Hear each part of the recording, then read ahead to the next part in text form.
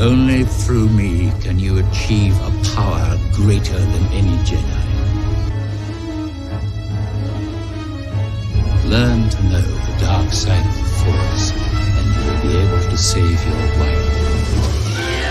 No! You are God!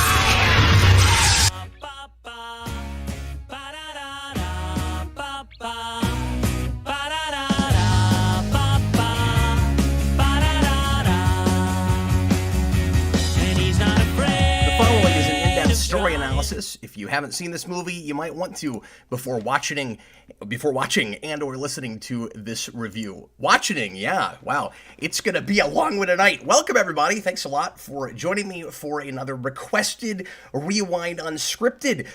This is the night that we usually do Superhero Rewind Unscripted, of course, but tonight's podcast is going to be about a non-superhero movie, although of course the Star Wars films have some elements in common with superhero movies, and some aspects that we often look at with these. This was requested by Bag Studios, and he requested all three of the Star Wars prequels, finally knocking out this one. I did the second one not too long ago, a couple months ago, so it's a little bit fresh in my mind, and I thought this would be a really good way to cap off Request Month. I've been doing extra requests all month long, reviewing so much stuff. My head is just swirling with narrative and critique, and I did a couple of, this is the third long movie in a row, so bear with me because I've been taking notes like a madman the last 4 weeks. Actually, this is the fourth long one in a row, because we started this whole thing with Lone Ranger, which was a 2.5 hour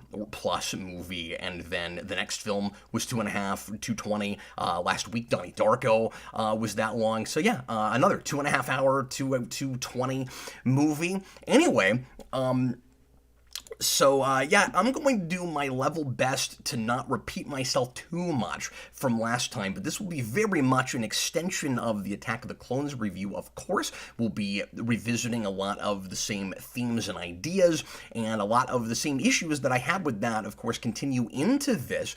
Is this a better movie than Attack of the Clones? I have to say yes, in entertainment value, of course. Story-wise, it gets complicated. Like, there's not as much bad writing because there's not as much writing. There's not as much crappy love scene material, not as many bad love scenes because it's not as much of a love story as Attack of the Clones was. So some of the fun, or most of the fun with this movie is action scenes. There's a lot of really cool special effects in this movie, of course, and it's, I hate to say it, at its best when it's just a video game. As soon as characters get on screen and start talking, I start to tune out again and wish that I could just get back to the fun spaceship battles and the lightsaber duels and stuff. You probably expected me to say there's too many lightsaber battles in this movie, and I wish that they were more story-driven. And yeah, I would if I cared more about the characters involved with this movie. Look, there are some cool and interesting ideas on the surface, but just like with the other two, what ideas are here are kind of dropped and not explored real well and real properly, and there's a lot of kind of convoluted stuff, really confusing. I'm not sure what the character motivation is, what I'm supposed to take from this, and we're going to get to all of that. I have broken my record for number of words taken, of notes taken for a unscripted review already. Anyway, well, I usually lead with the date. Revenge of the Sith, 2005, 3 years before Clone Wars starts, and a lot of big fans of that show will kind of talk about this as a good cap-off to that series, where they enjoy this more than they would if they weren't real big into the Clone Wars show, because it kind of, if you're just watching that show, it's sandwiched in between these two movies. This is kind of the finale for that, and I've never seen all of that. I'll talk about a couple of Clone Wars things here and there, but I'm not a big fan of that show. I've seen fewer than a dozen episodes. There will actually be questions I'll ask about Clone Wars and how it pertains to this that I'm sure some of you guys will be able to answer, but I always have to remind myself that Clone Wars wasn't on when this came out. The movie that kind of served as the pilot for that show came out in '08. I remember that dropping in the movie theater and all the critics being really down on it. I finally saw it again years later, or saw it myself years later, and yeah, it wasn't great. Thanks for watching live. If you're doing that, really appreciate it. And thanks, as always, for tuning in later on. A couple of quick house cleaning things and plugs.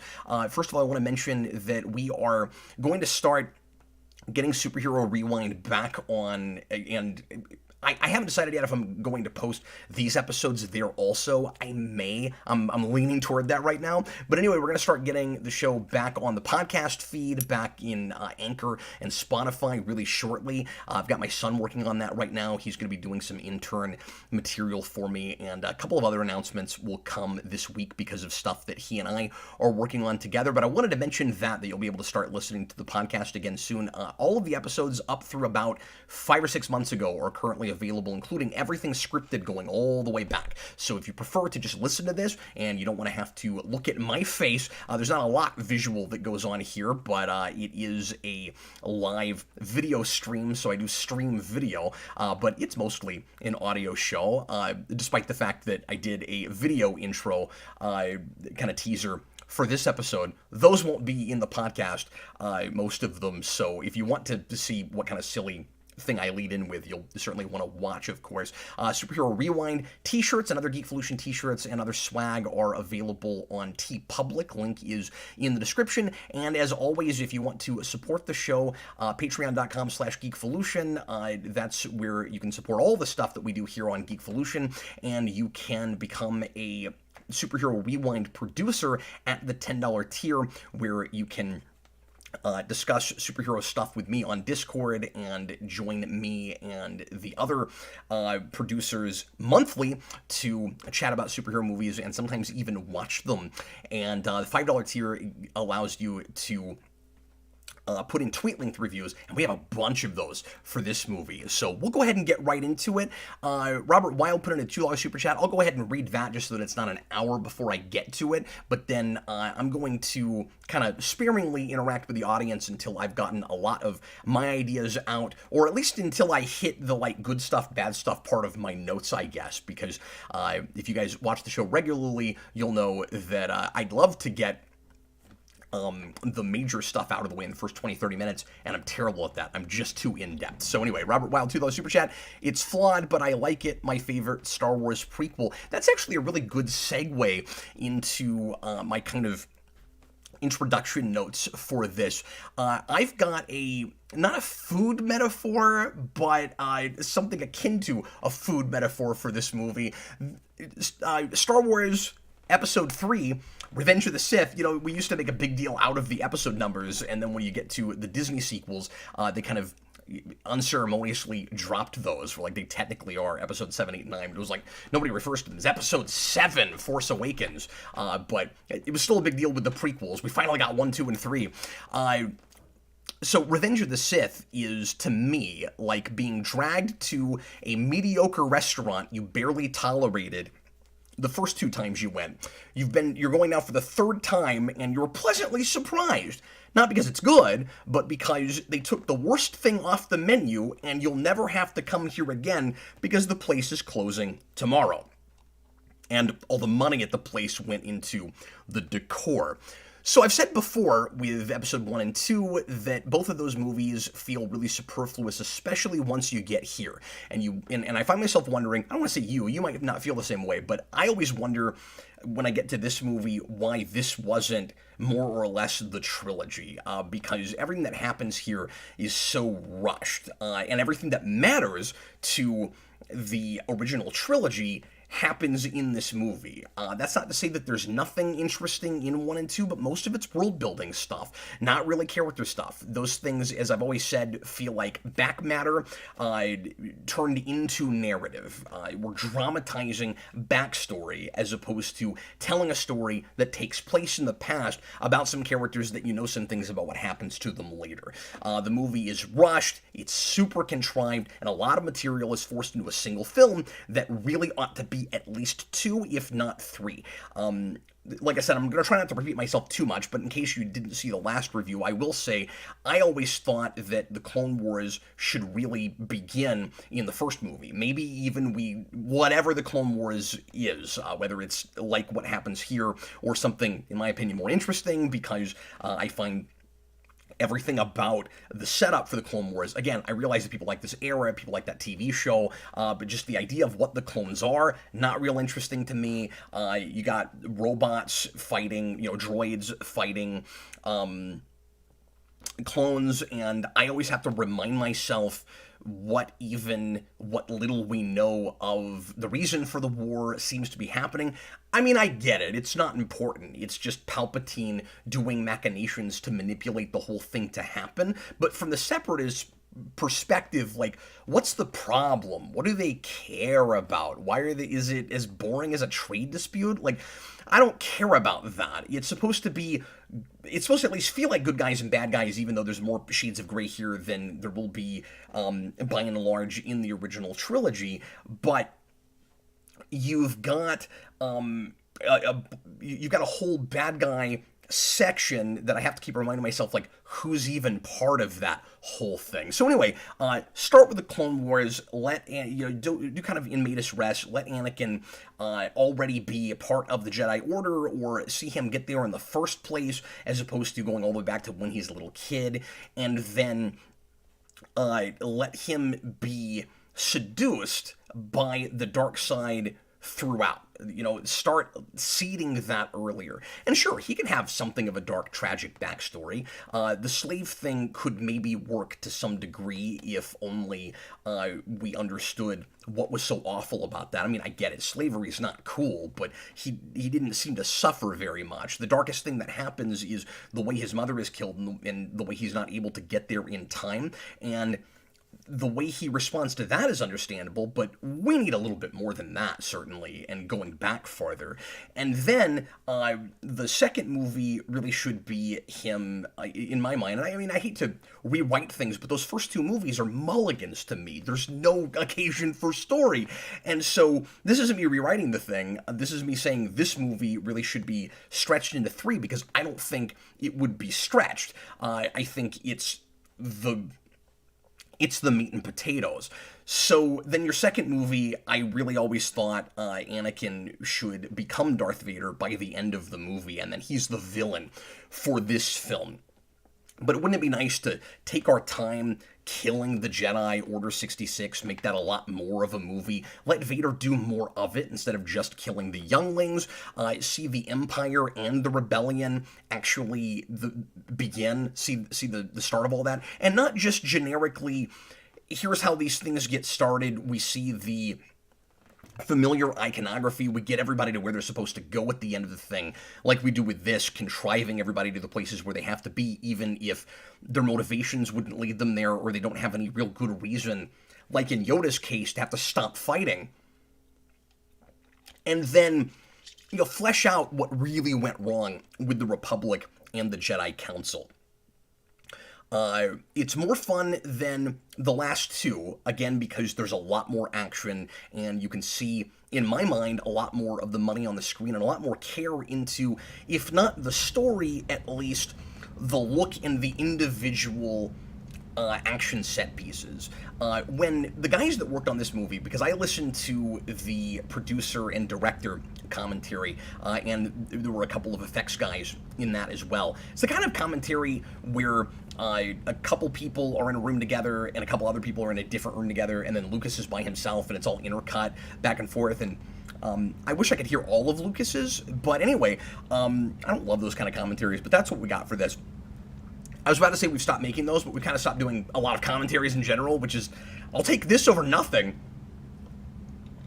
But when most of those guys use the word story, what they mean is the action that's happening in the scene that you're watching, not the overall character-driven,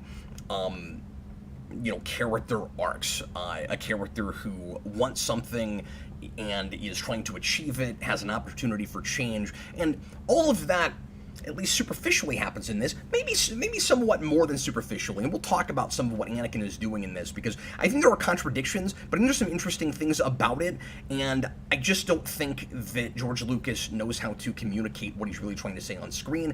I think he is Todd McFarlane before Todd McFarlane, who had exactly the same problem with Spawn. And one of the things which I talked about with Attack of the Clones that I really respect Lucas for is he understands that about himself. He knows that script writing is not his forte. Storytelling in a literary sense is not his forte. And if only, like I said in that review, again, I don't mean to repeat myself, but this really applies to this. I feel like I have to say it again.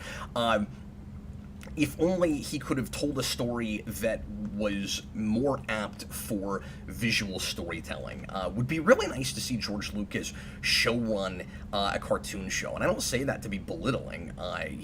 Like a really cool narrative-driven animated series that can be more visually. Where the story can be told more visually than through dialogue. He could rival Genndy Tartakovsky if he would just play to his strengths, I think. Anyway, like I said, more fun than the last two, but I can't give Lucas a lot of credit for the bare minimum of what must happen before Episode 4.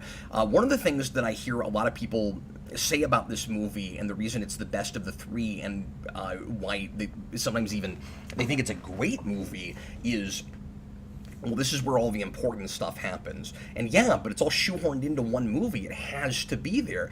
And you can say, well, Cap, like, there are several things that are retconned, so maybe it's not a foregone conclusion that all the major beats would even be there. But I mean, they're gonna be, right? Like, I think it would be naive to say just because some smaller things are contradictory about the later films, things like Obi-Wan being trained by a different Jedi Master than Yoda, by Qui-Gon, and that kind of thing, or just places where it's not a straight-up retcon, but it's kind of tweaked, and you can tell that that's not what was meant in those scenes. Like, Anakin's never a Master. Never got the sense that he was never a Jedi Master. I can't remember if Luke Skywalker straight up says, I'm going to be a Jedi Master like my father, or just a Jedi. I forget now, but, there's some places where things are really fudged, and we're kind of breaking the rules of continuity. But he's not going to not be Darth Vader. We've got toys to sell, and that's the whole point. And even though Lucas didn't know how to get there, you got to have enough respect for the man to realize that there are things that he really wants to see with these two if he's going to make them. So, like, Yoda's going to go into exile.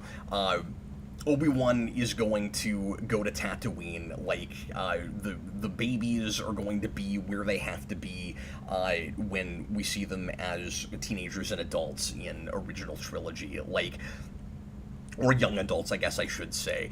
Like, all that stuff is going to happen, but how we get there is really contrived, and I think some people give the movie too much credit for doing that stuff at all. Like I said, we know Anakin is going to be seduced by the dark side. Just because it happens doesn't mean that it's done effectively. Palpatine is going to take over the Republic and turn it into an empire. Just because that happens doesn't mean that it's done in a believable or interesting way. It feels like mind control, whether it's supposed to be that or not. We'll continue to talk about that whole thing. The Jedi will be spread across the galaxy and most of them killed. That has to happen to set up the first movie, and Anakin's going to be horribly injured and turned into Darth Vader. Just because it happens we want to see those things, doesn't mean I can't still complain that he's, in his one scene in Darth Vader, it's the lamest moment in the whole movie. No! And everybody makes fun of that. I'm going to bring it up. It's the last thing on Earth you'd want to do with Darth Vader, I think. Some of that stuff looks really cool, don't get me wrong, but again, it's all about the visuals. It's all about what it looks like. I really appreciate that we built more sets for this movie. I appreciate that we're doing more with the camera. It's a much better film in terms of cinematography. There is some really dramatic action, some really cool close-ups on faces and stuff, particularly things like that scene with General Grievous and going back and forth between him and Obi-Wan Kenobi. It's not all just over the shoulder and stuff like with the first movie, and there's more characters involved in scenes, in big action things that, if I don't, like, care that much about, at least I've been with, and I'm not tracking anything, because I don't know who any of these people are. Like, there's some improvement, certainly, but one of the biggest problems with this movie is characters with either plot armor, because they have to survive into the next movie, or the opposite, where they just stand there and die, because that has to happen.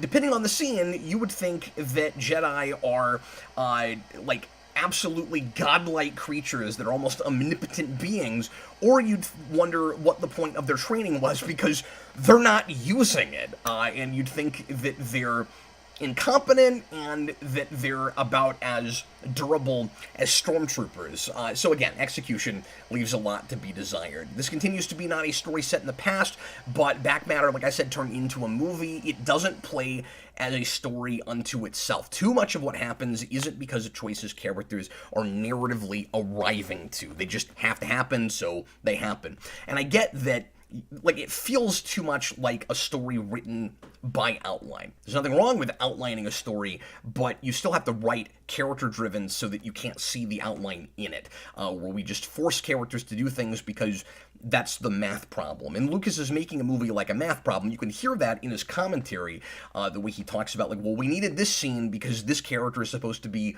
doing this right now. Yeah, but why don't you just get yourself as a writer in that character's head, and you have to nudge them in certain directions because you know what the ending is, but let your character surprise you some, and I don't know that Lucas knows how to do that.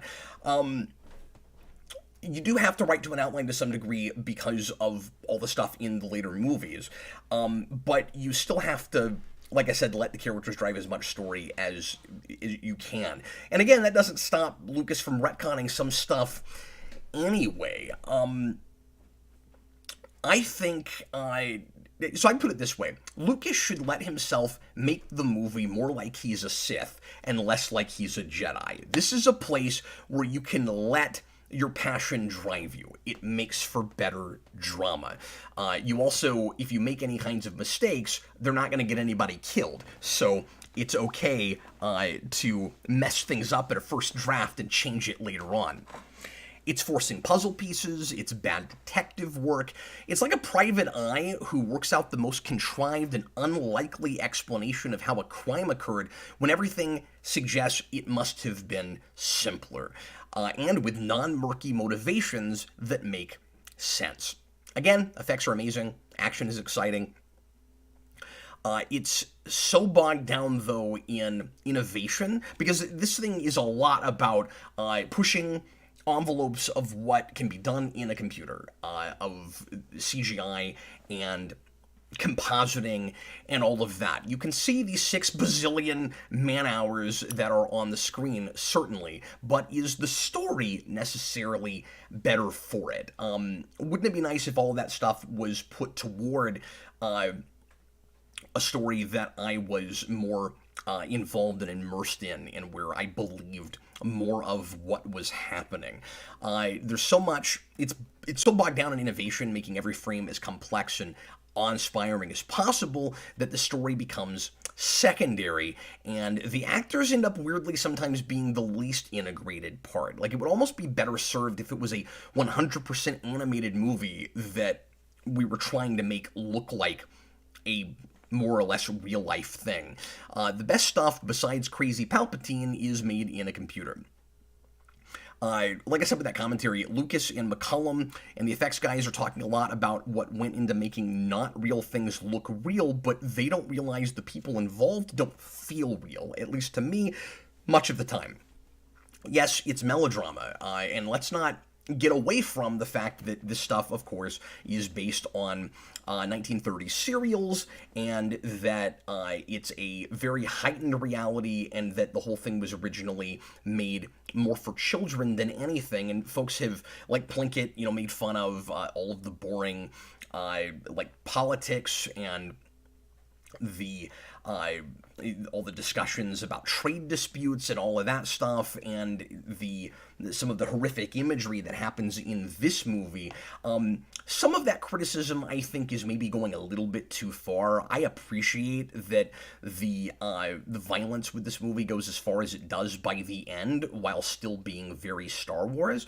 The ways in which it is more like an old serial and is not especially realistic is most of the time pretty consistent with the original Star Wars trilogy. And like, you get stabbed and there's not any blood, and characters are able to survive things, even not Jedi, that you usually wouldn't be able to. But there was a consistency in the internal logic with this universe, with the original trilogy, that's not with all of these. And the biggest issue is just people acting like people, at least, again, within the context of this reality.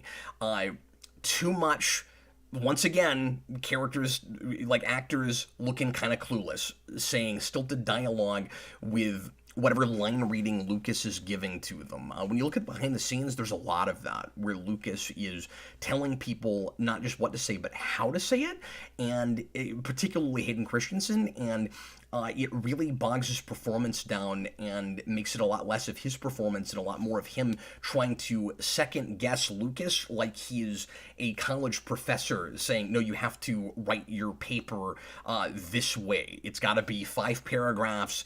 You can't deviate from this very I keep saying stilted, but like this is the outline I gave you. You can never move away from that.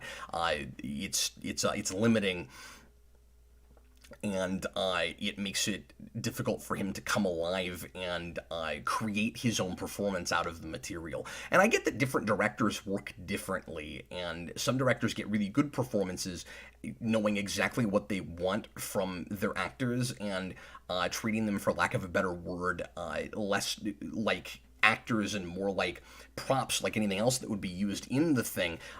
Hitchcock was kind of famously that way, or I've read that he was. And but the difference is he understood how people fit together a little bit better, maybe, and so he was able to get those kinds of performances out of people. And Lucas is kind of clueless in the human being department. I think the guys in the commentary are too close to the material to bog down in each individual scene and frame to realize that the cohesive whole is kind of not there for the most part. Like I said, I get that a lot of things are fleshed out and explained in the Clone Wars show. I always have to, when I talk about Star Wars, kind of put in that caveat where, like, I'm looking at this as a film, as part of a trilogy of movies. People think that movie heightens this material, makes it better. I certainly have seen sequels to things where then going back, I can appreciate things that I wasn't understanding in a movie from before, or maybe sometimes things that didn't seem to be working. Now that I know more about the world and the characters and things, I have a second opinion about, but I haven't seen enough of Clone Wars to speak to that. But I don't think better written supplemental material should by and large be necessary to following or understanding movies, especially because that stuff wasn't, again, made until 3 years and after this. It's like, imagine you go to a movie theater and you got to wait around 3 years for a show that you don't even realize is coming, and or at least, for a couple, and then you watch that show and, oh, okay, either this is what this was really about, or we're maybe softly retconning certain things, or just putting the emphasis in different places. And so, it feels like kind of a Band-Aid. And you can do that to some degree when a movie is a sequel or an extension to, like, a TV show or a different series, but, like, this isn't Serenity or Star Trek. The problem is that there's not enough time in these movies the problem isn't that there's not enough time in these movies to tell a whole story. There should be, and we wasted the first two, and they're not well written, and again, the events are convoluted, and we've got too many characters that aren't acting like people or communicating things very well. Anakin Skywalker, in various scenes, says things and does things in this that seem kind of contradictory to me, where I think I know what Lucas is getting at, and why exactly he's turning to the dark side, and what he's thinking when he's consciously deciding, I'm getting ahead of myself, to do what he has to do to save Padme's life, which is a plot point I've never liked, but I'm taking the material on its own terms and trying to see how well you could make that whole thing work if that's the direction we're going. I think it's a little prequelitis. I think it's a little bit oversimplified, but okay. He's deciding that he knows he's doing the wrong thing, and he's going to do it anyway and double down and pretend like he believes in the Emperor and that the Emperor is doing the best thing for the galaxy.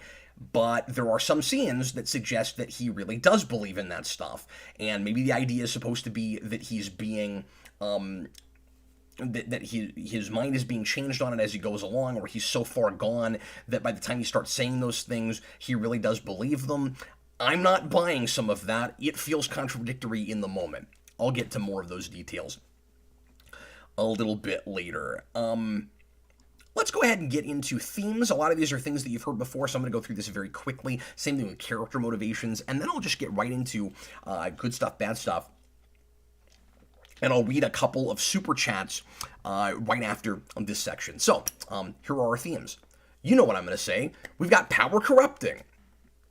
I like Palpatine's line, everyone with power is afraid to lose it, even the Jedi, although that continues to give me questions about just how compromised or no longer quite altruistic and how out of touch the Jedi are really supposed to be. But that's a line that kind of encapsulates that the larger idea of power corrupting in this particular movie.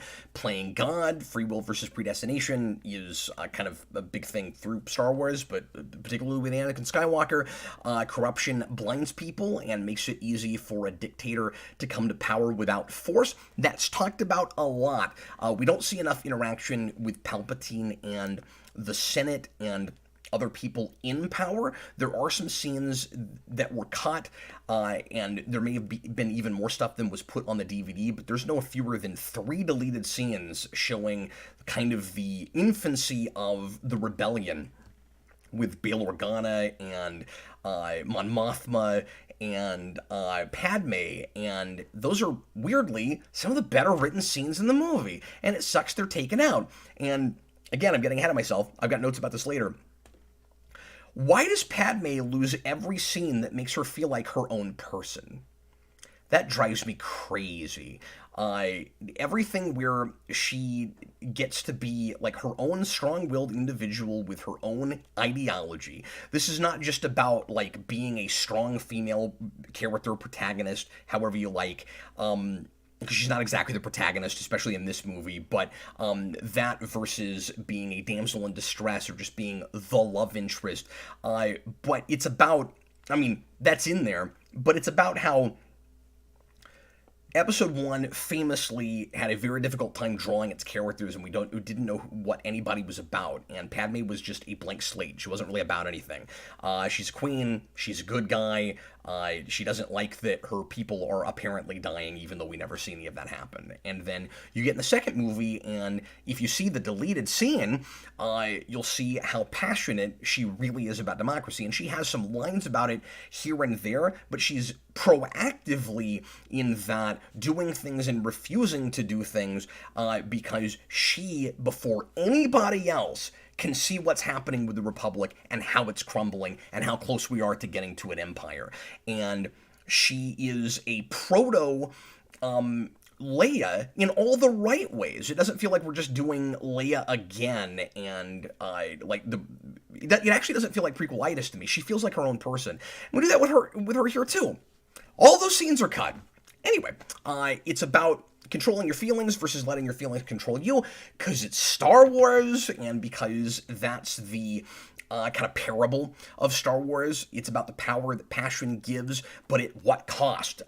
Padme even has that line, but at what cost? And are you ultimately in control when you let your passion overtake you? Can you keep your power? The answer, according to these movies, of course, is no.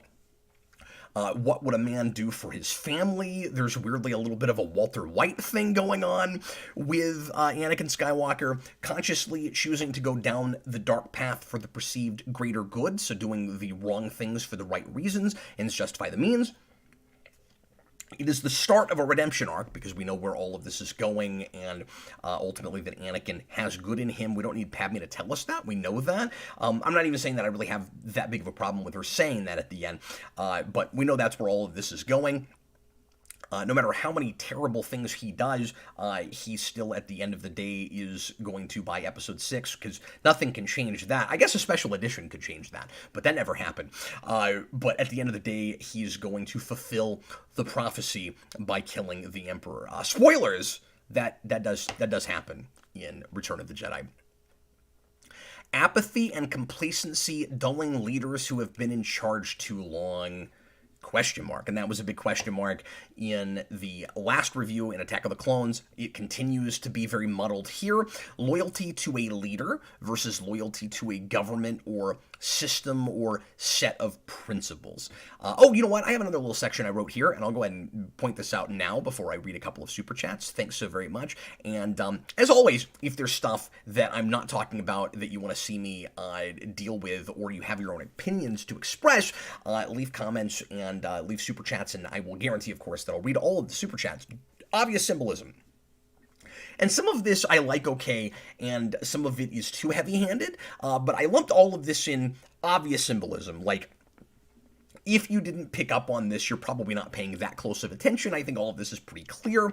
Although with Grievous, I really like this. I don't think you need Grievous if you did these movies the way I think they should have been done. But taking this on its own terms, if you're not going to have Vader yet, or maybe we could have had him earlier, General Grievous is clearly foreshadowing for Vader. He's more machine than man. He has a containment suit that keeps him alive. He's wielding lightsabers, and he's also Palpatine. He's like Palpatine and Vader put into one twisted metallic carcass, because he's also conniving and slimy like Palpatine, and that's it's an interesting look. It's an interesting idea. He's fun to look at.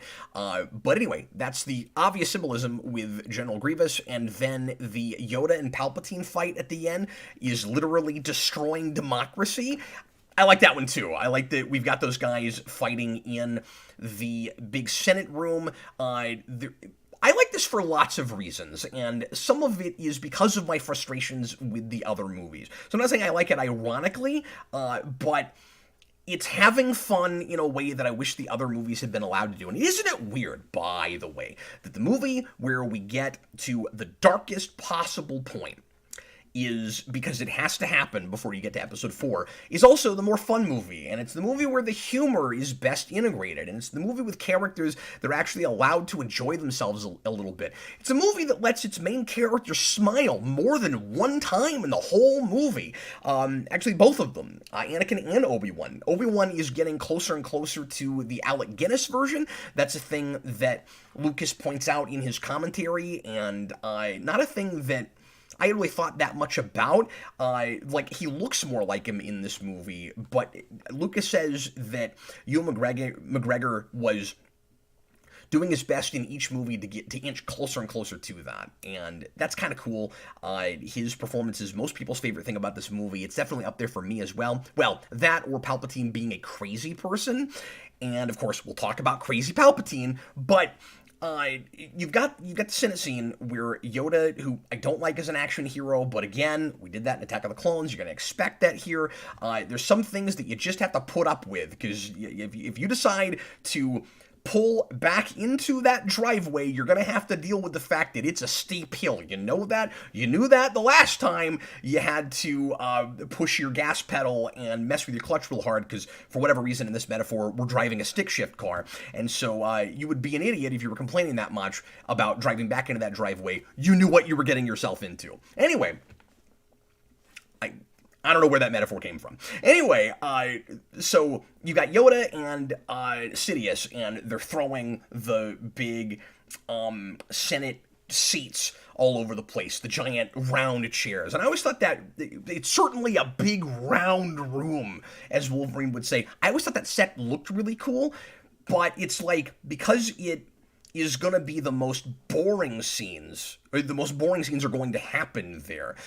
We have to make it as neat looking of a set as possible. And then we finally do something in there, and that's cool. And also, just the characters using items that are around them, being resourceful, grabbing cool stuff that's around and doing stuff with it. I mean, I realize that Attack of the Clones did some of that too, because Force users are always like, oh, look, there's a tank of something over there, and I'm going to pull it off the wall, and there's going to be air coming out of it, and I'm going to throw it at somebody. But this has more of that, and so that was really fun. So I liked it because that room is usually boring, and I liked it because it's crazy, and because our bad guy is laughing and having a good time, and Yoda gets some quips in and stuff, even though he's gonna walk away for no reason after that and just go live in a swamp and not try to solve this problem for literally no reason at all. The opening scene is paralleling the opening of Phantom Menace. You've got two Jedi on a perilous mission together. They get in and out of a ship without getting killed. This one is more straightforward. I know more about what the mission really is before it's just, we've got to mediate a trade dispute.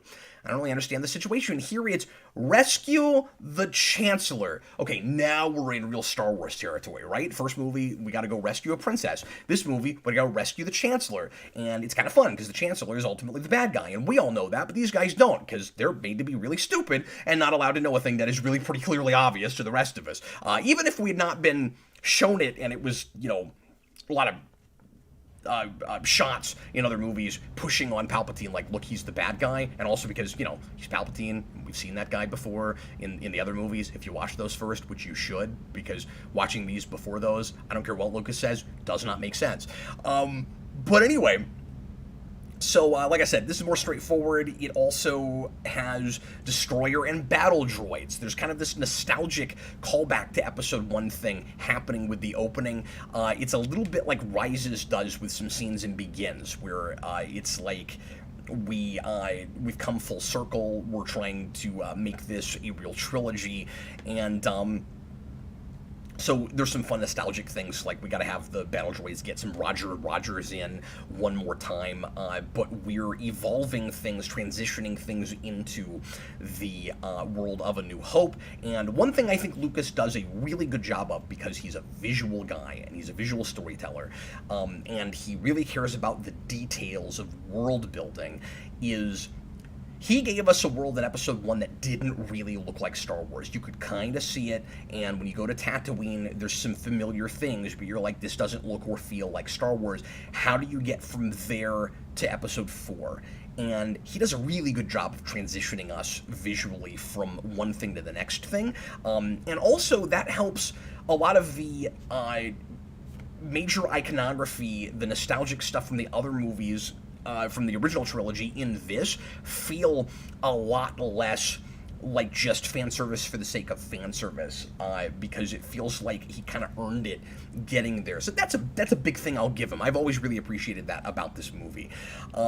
You also, with symbolism, have life and death happening simultaneously at the end of the movie, with Padme giving birth to Luke and Leia, and with Vader having died and having a kind of rebirth. So Vader is being born, the children are being born, but the parents have both died. Kind of like that too. Actually, I called all this obvious symbolism. I like all of it, even if it is kind of obvious. And with this kind of material being kind of a parable, being old serials having something of a storybook quality to it, that's all fine. You can do that. Okay, let me read these super chats real quick. Chewbacca's Lover, $5 super chat. The show, he's talking about Clone Wars, is a watered-down version of the 2000s comics, which you should look at instead. The show's not bad, but it's all about the comics and novels.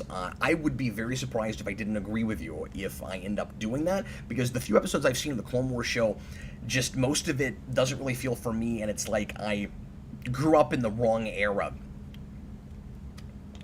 And even though there are some risks taken, it pushes envelopes, it allows characters to die, there's some kind of rough subject matter and stuff, it still feels like a cartoon show before it feels like an animated Star Wars series that fits within the rest of this. And I'm sure there's some better storytelling that happens in that, because this is not good storytelling overall. But I know some people were miffed when that show came out because of the way it handles the Mandalorians, and interesting the place we're at with that now, because we have a show called that, versus what they were in the comics and stuff. I've got no dog in that fight. I never read any of that stuff, so all I know about the Mandalorians is the TV show, and things friends of mine who are Star Wars fans have told me. Bob the Hun, $2 super chat. Star Wars was for all ages, not just for kids. Yes, of course, but when I say that, I mean Lucas himself talks about it like that, where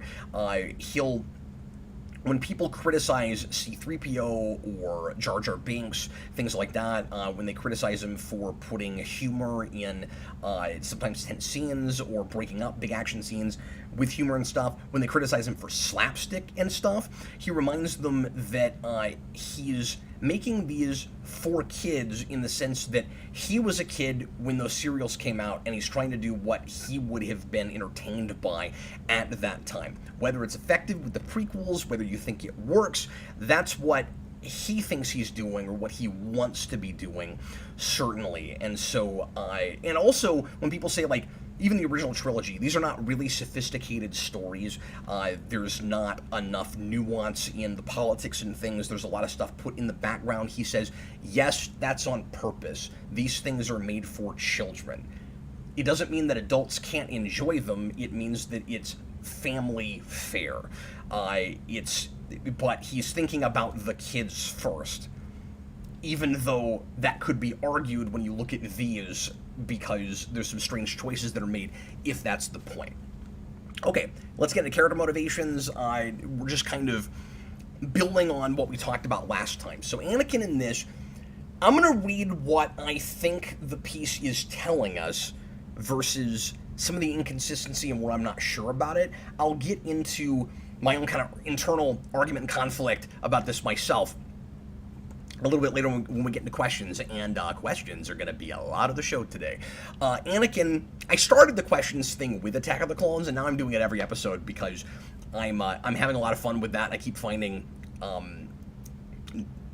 details and things that I wouldn't talk about otherwise. So I said in that review I'm not going to do that every review. Yep, I lied. I am doing that all the time now. Okay, Anakin's motivation. He wants control to specifically protect the people he cares about. That's at least where it's supposed to start.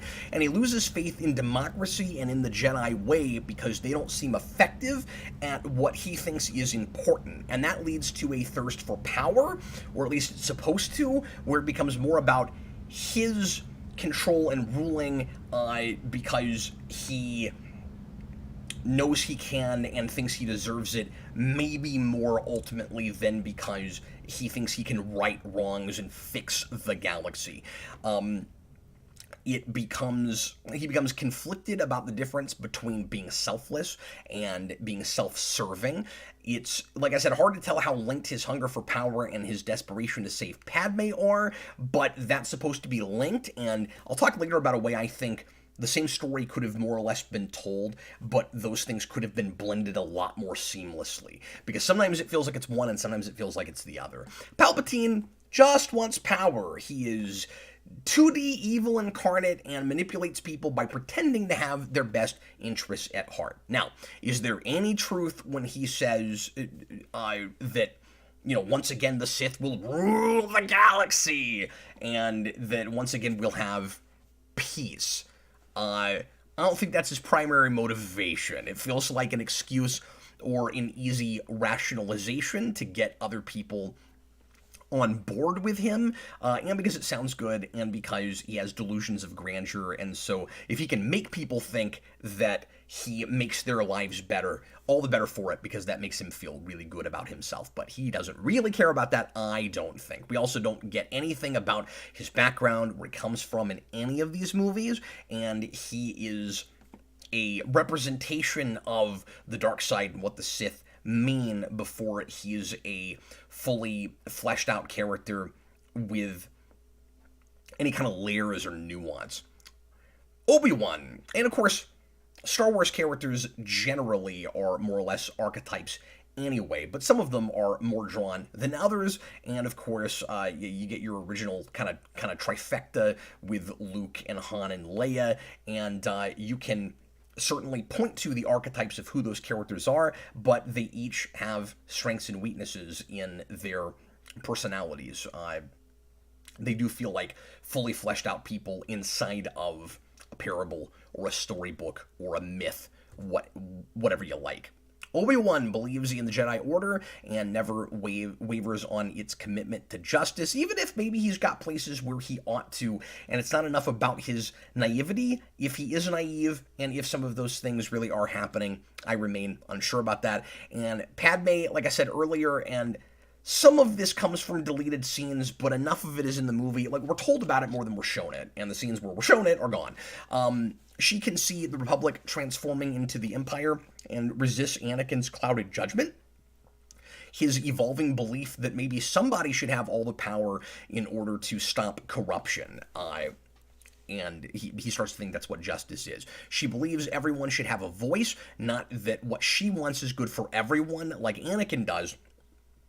And that makes it very hard, continually, to understand what she sees in him when they have such opposing viewpoints.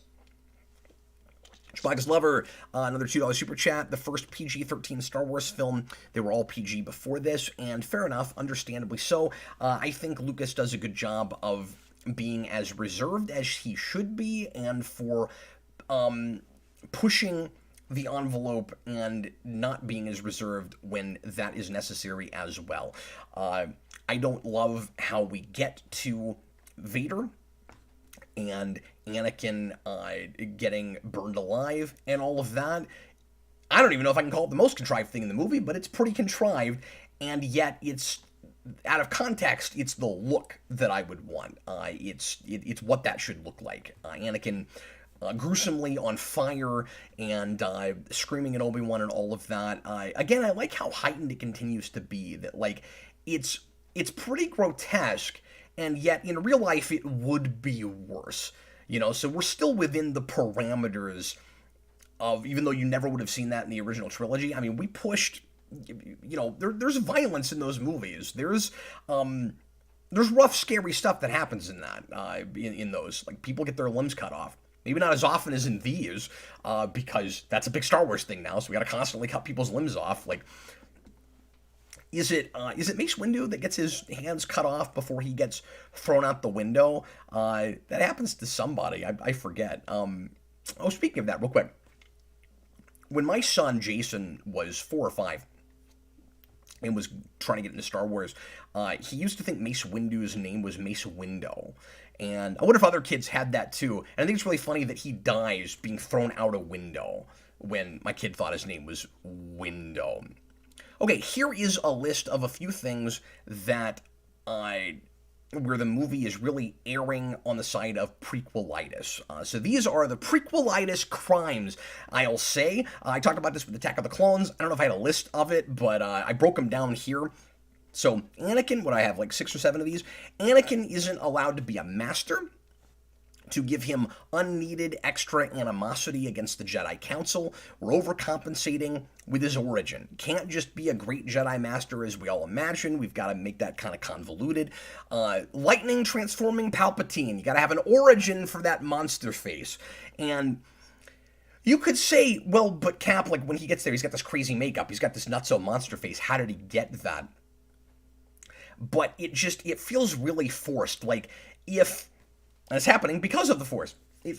if we didn't get it in this movie, I don't know that anybody would be going, on their checklist of like important things they needed to know about. Hey, how come we never found out why Palpatine's got his crazy monster face? Like, I don't know that anybody would question it. I also think that if you have to have it, you could do it in a less contrived way. But it's like he's using the Force lightning, and then it gets sent back to him by a lightsaber and hits his face really hard and melts his face.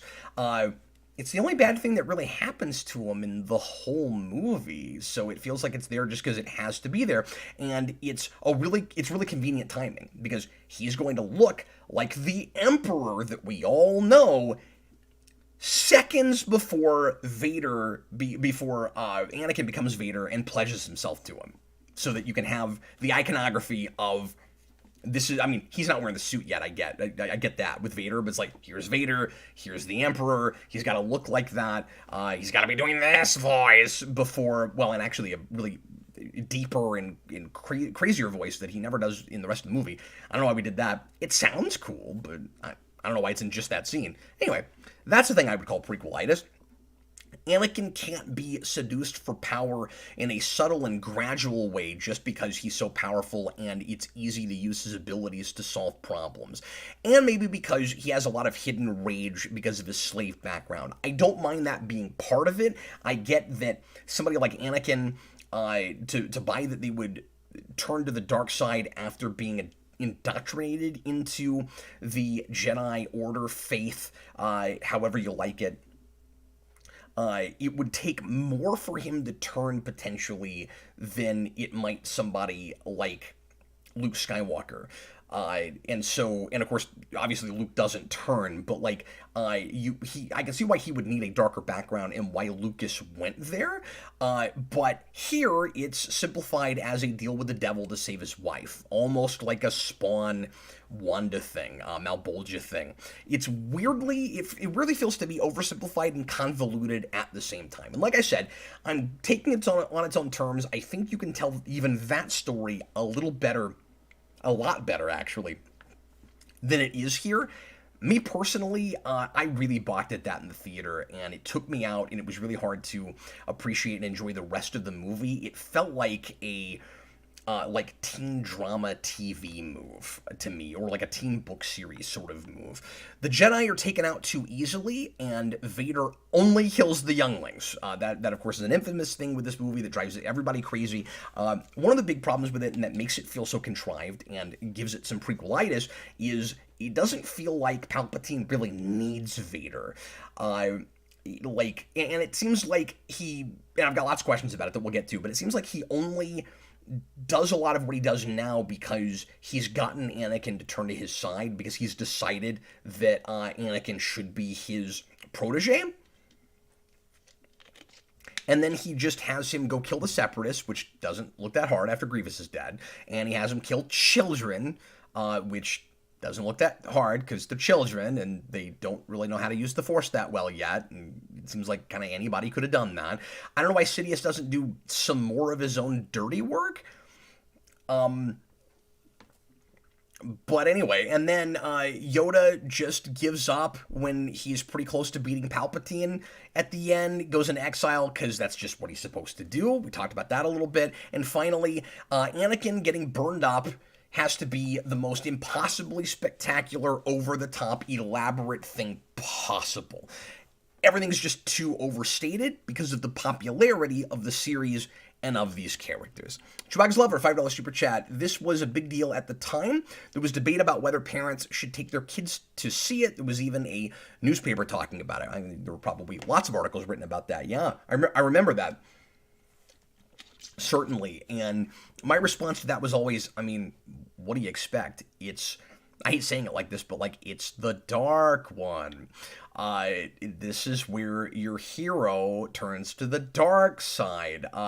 That's one of the reasons, and I'm not saying it's a reason not to make the movie, but it's one of the reasons that I could see Lucas having some reservation about even doing these in the first place, because the original trilogy watches like a fantasy stalwart good versus evil thing, and there's a chance for the hero to go dark at the end, but that doesn't happen.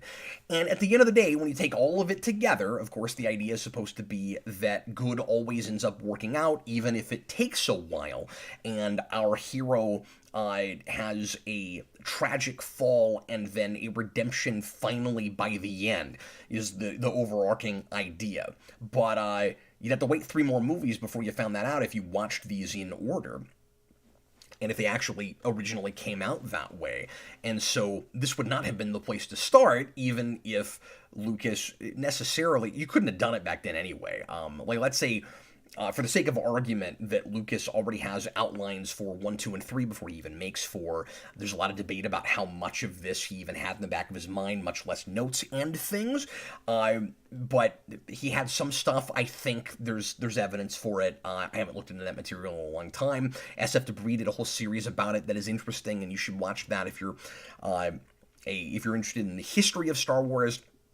Very enlightening about why he wrote these himself, and all of that might make him a more sympathetic character for you if you, historical character for you, if you are real down on Lucas as not being a very good literary storyteller, because he's not. But when you watch those, it becomes a little bit more understandable as to why this worked out the way it worked out. Anyway, I'm going to go ahead and get into my good stuff. So things I really liked about this, then I'll get into things I didn't, and then I'm going to read a big list of questions as quickly as humanly possible. If I see super chats, I will stop and read them as I go, because we're already an hour in, and I don't want people to have to wait too long. Okay, here we go.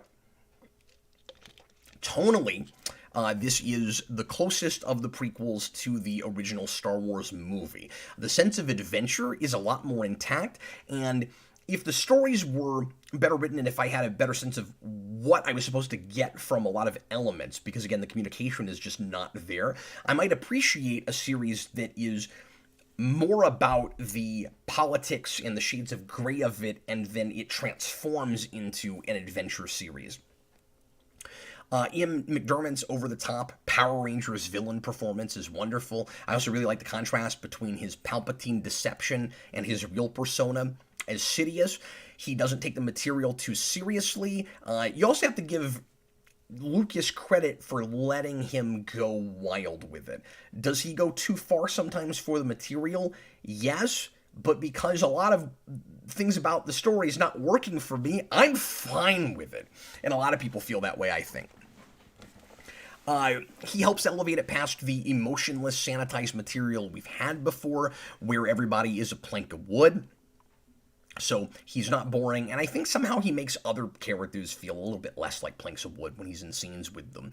He's having a lot of fun, it's infectious, and he's having fun despite some of the presentation, which is sometimes still too reserved, I think, and feels like actors aren't supposed to be taking any risks or trying anything interesting. There's some genuine fun that has been missing in this series before.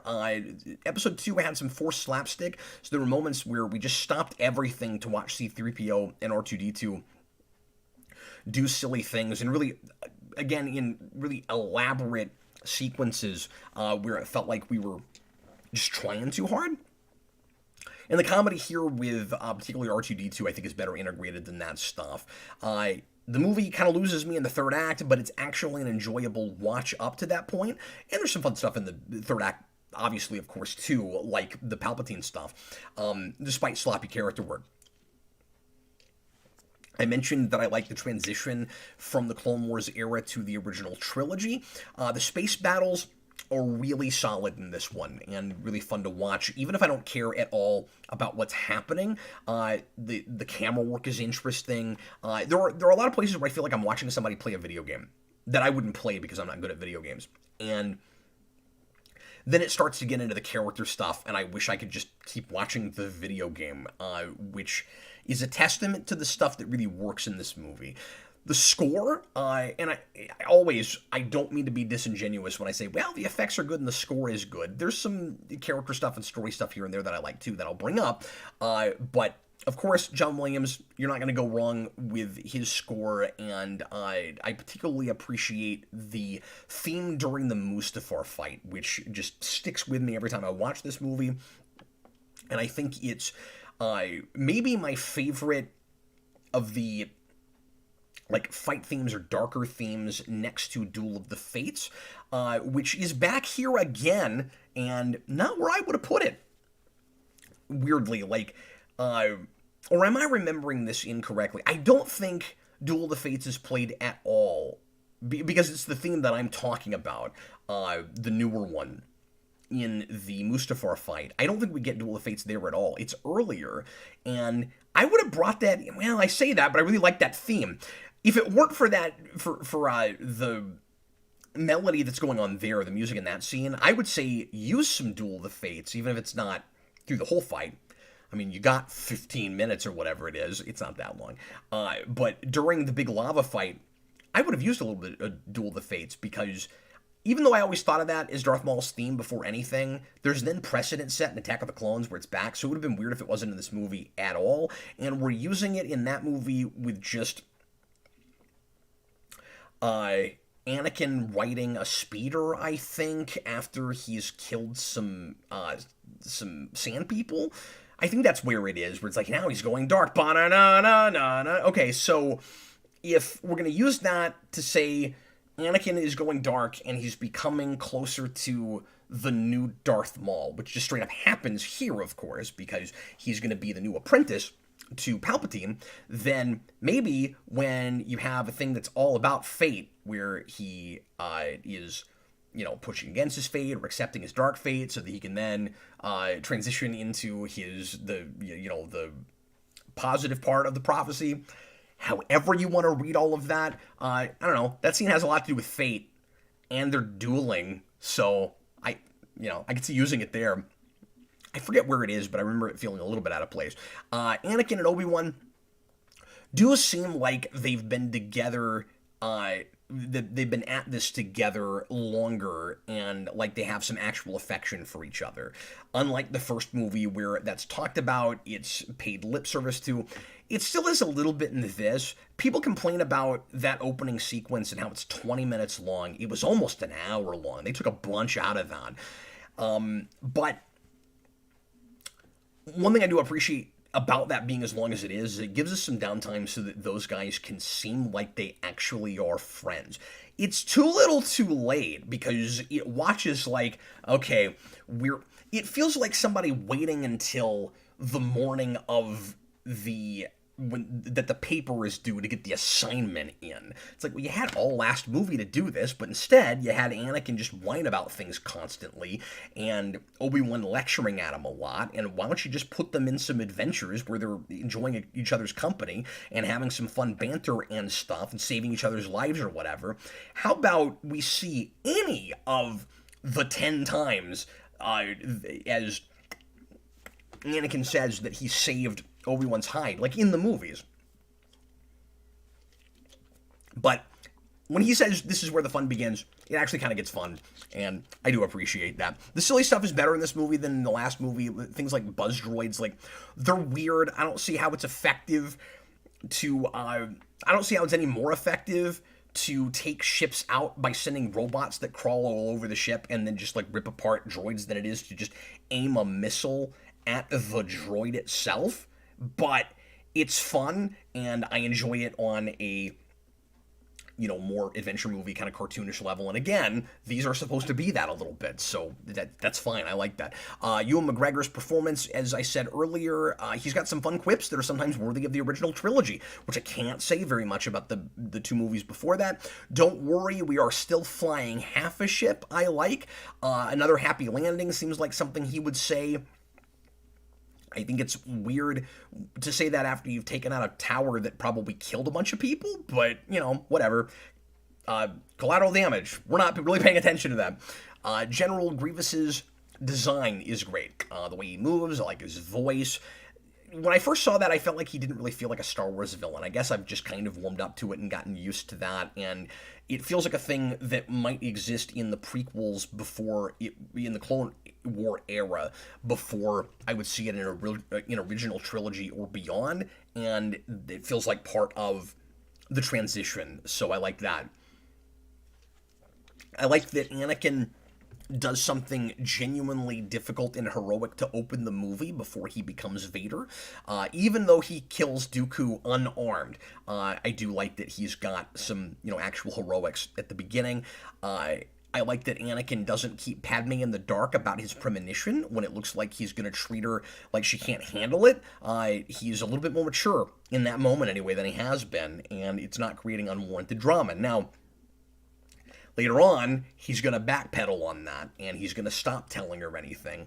But that's also at the place where he's starting to consciously give into the dark side, and it makes some kind of sense that he's not talking to her there, I guess. Although there's a scene I don't care for that will probably come up.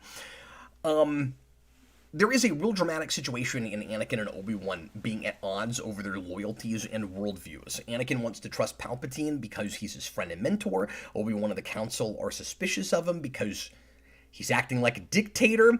It's silly that the Council doesn't see through Palpatine earlier or take any steps to do anything about it when they first wonder about him, but Anakin does have a real inner conflict. He may actually see what Palpatine is doing, at least subconsciously, but then there's part of him that agrees with it, and that's established in the last movie in a really conspicuous way, where I don't buy that Padme would be with him with just how extreme his values are. Again, the execution is not great and too easy, and sometimes feels like it's young adult fiction or even written by a teenager, but on paper, these are fine ideas. A part of him, Anakin, believes in doing whatever it takes to protect people you care about. Again, because of his background with his mother and his slavery, he believes in protection over freedom. I guess that's kind of another theme that I didn't put in the theme section, and that's supposed to be part of his seduction to the dark side. That is muddled by the premonition, and the two don't come together like I think they could, but it's not bad on paper if we have to have the whole Padme is going to die in childbirth, and the only way you can stop it is to become a dark side force user. Here's how I think it might have worked better and told the story that Lucas wants to tell.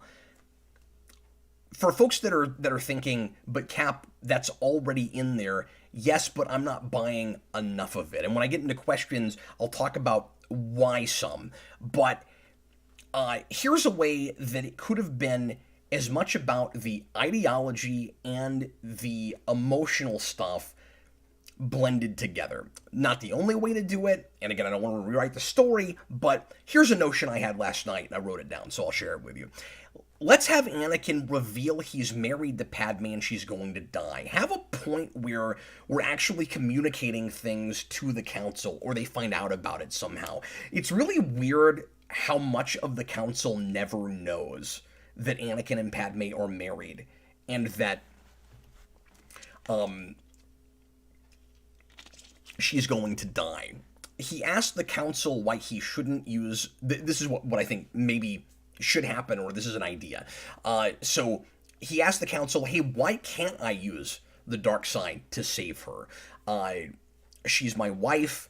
I love her. Aren't we supposed to be selfless and care more about other people than ourselves? He talks about that in this movie. That's what the Jedi do. But then Yoda and Windu, the other council members, they say, well, those powers are too dangerous, and the Jedi have to be above being controlled by their feelings, or it destroys them and the Order. You know, what you would expect Yoda to say. And Anakin says, well, then you're cold and uncaring, and you've lost yourselves to tradition and power. The Sith are better than you then because they feel. And you don't feel anything. You don't care about people.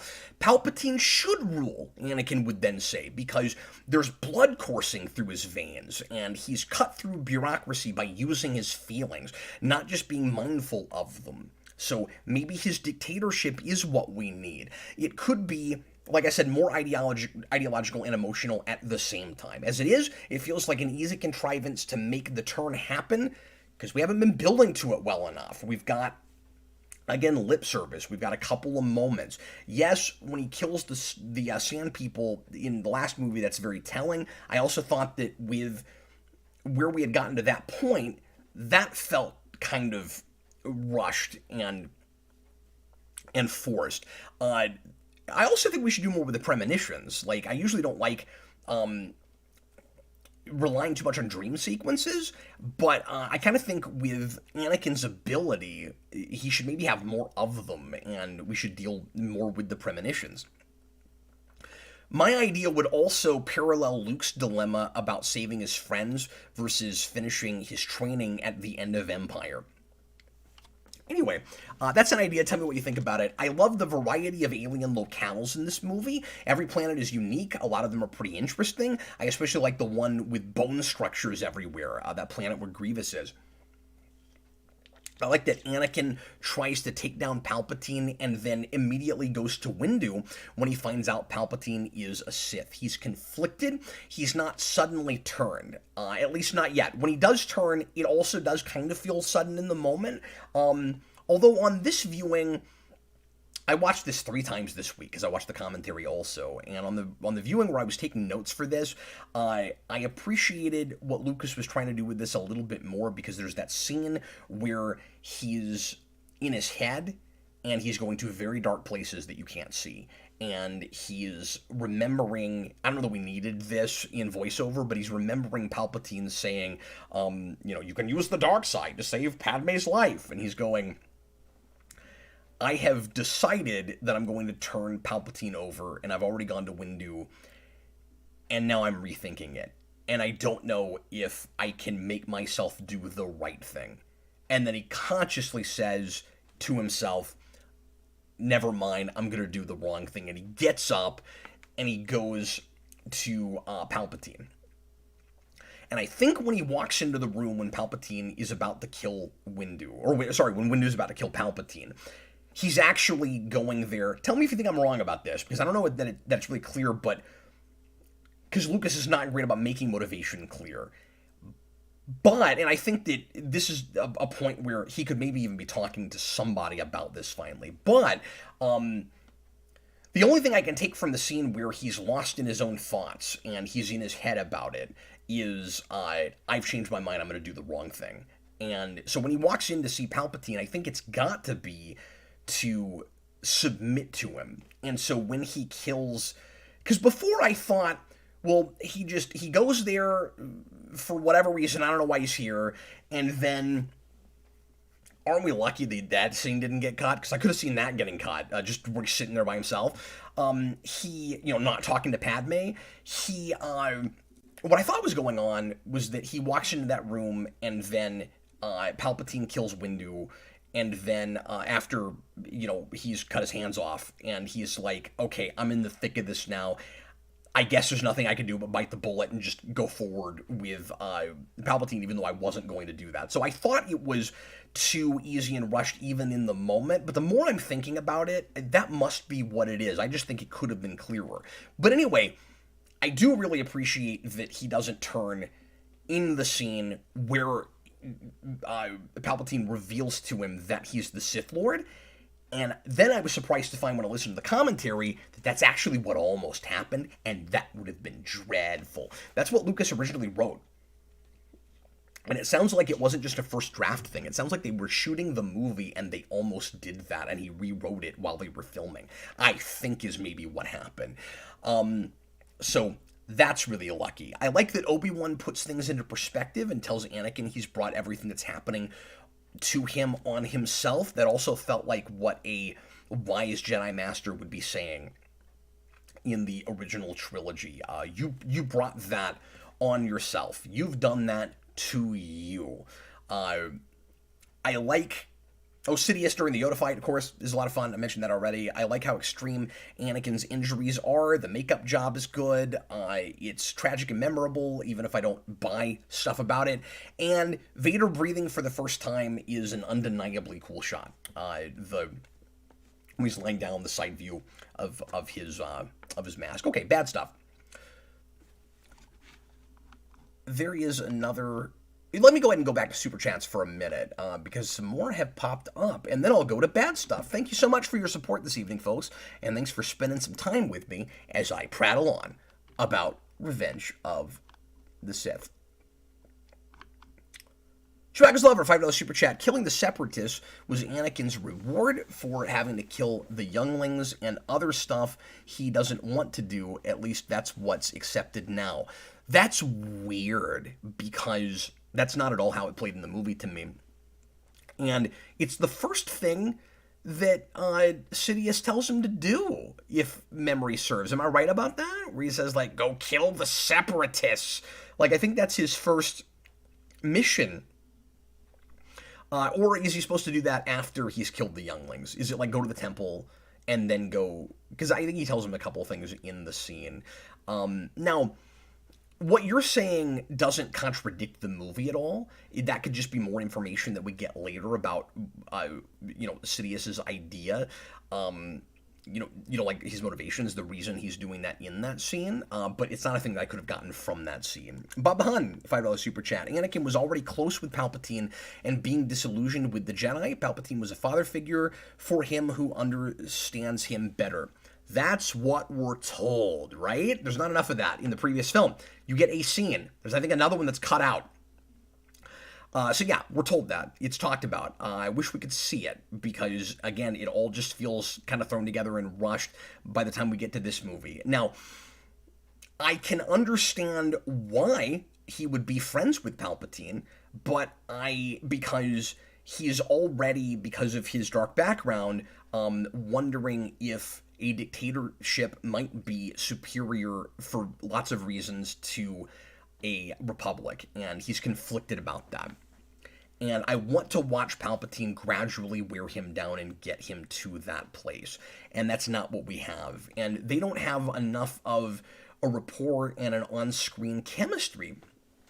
That's all built here. So I have to figure out how these guys are together at the same time as I'm watching Palpatine finally wear him down. So I don't think that works as well as it could. Bob the Hunt, another $5 super chat. It's sort of convoluted and confusing, but I think the idea is Anakin supports / agrees with what Palpatine is doing politically, whatever that is. Yeah, he does and he doesn't. That's what's weird about it. And I've got a lot of questions about it, and we'll get to those. But he doesn't like that the Jedi are trying to take over, but he's fine with Palpatine having done that. So he went through the proper channels originally, and now he wants to change it into a dictatorship. And somehow, to Anakin, if you're right, and he supports what Palpatine is doing, and it isn't just, I have to pretend to in order to save my wife. That's the confusing thing. It's difficult in various scenes to tell which of those things it is. And you could say, oh, he's conflicted about that. Yeah, but it's not clear enough. But he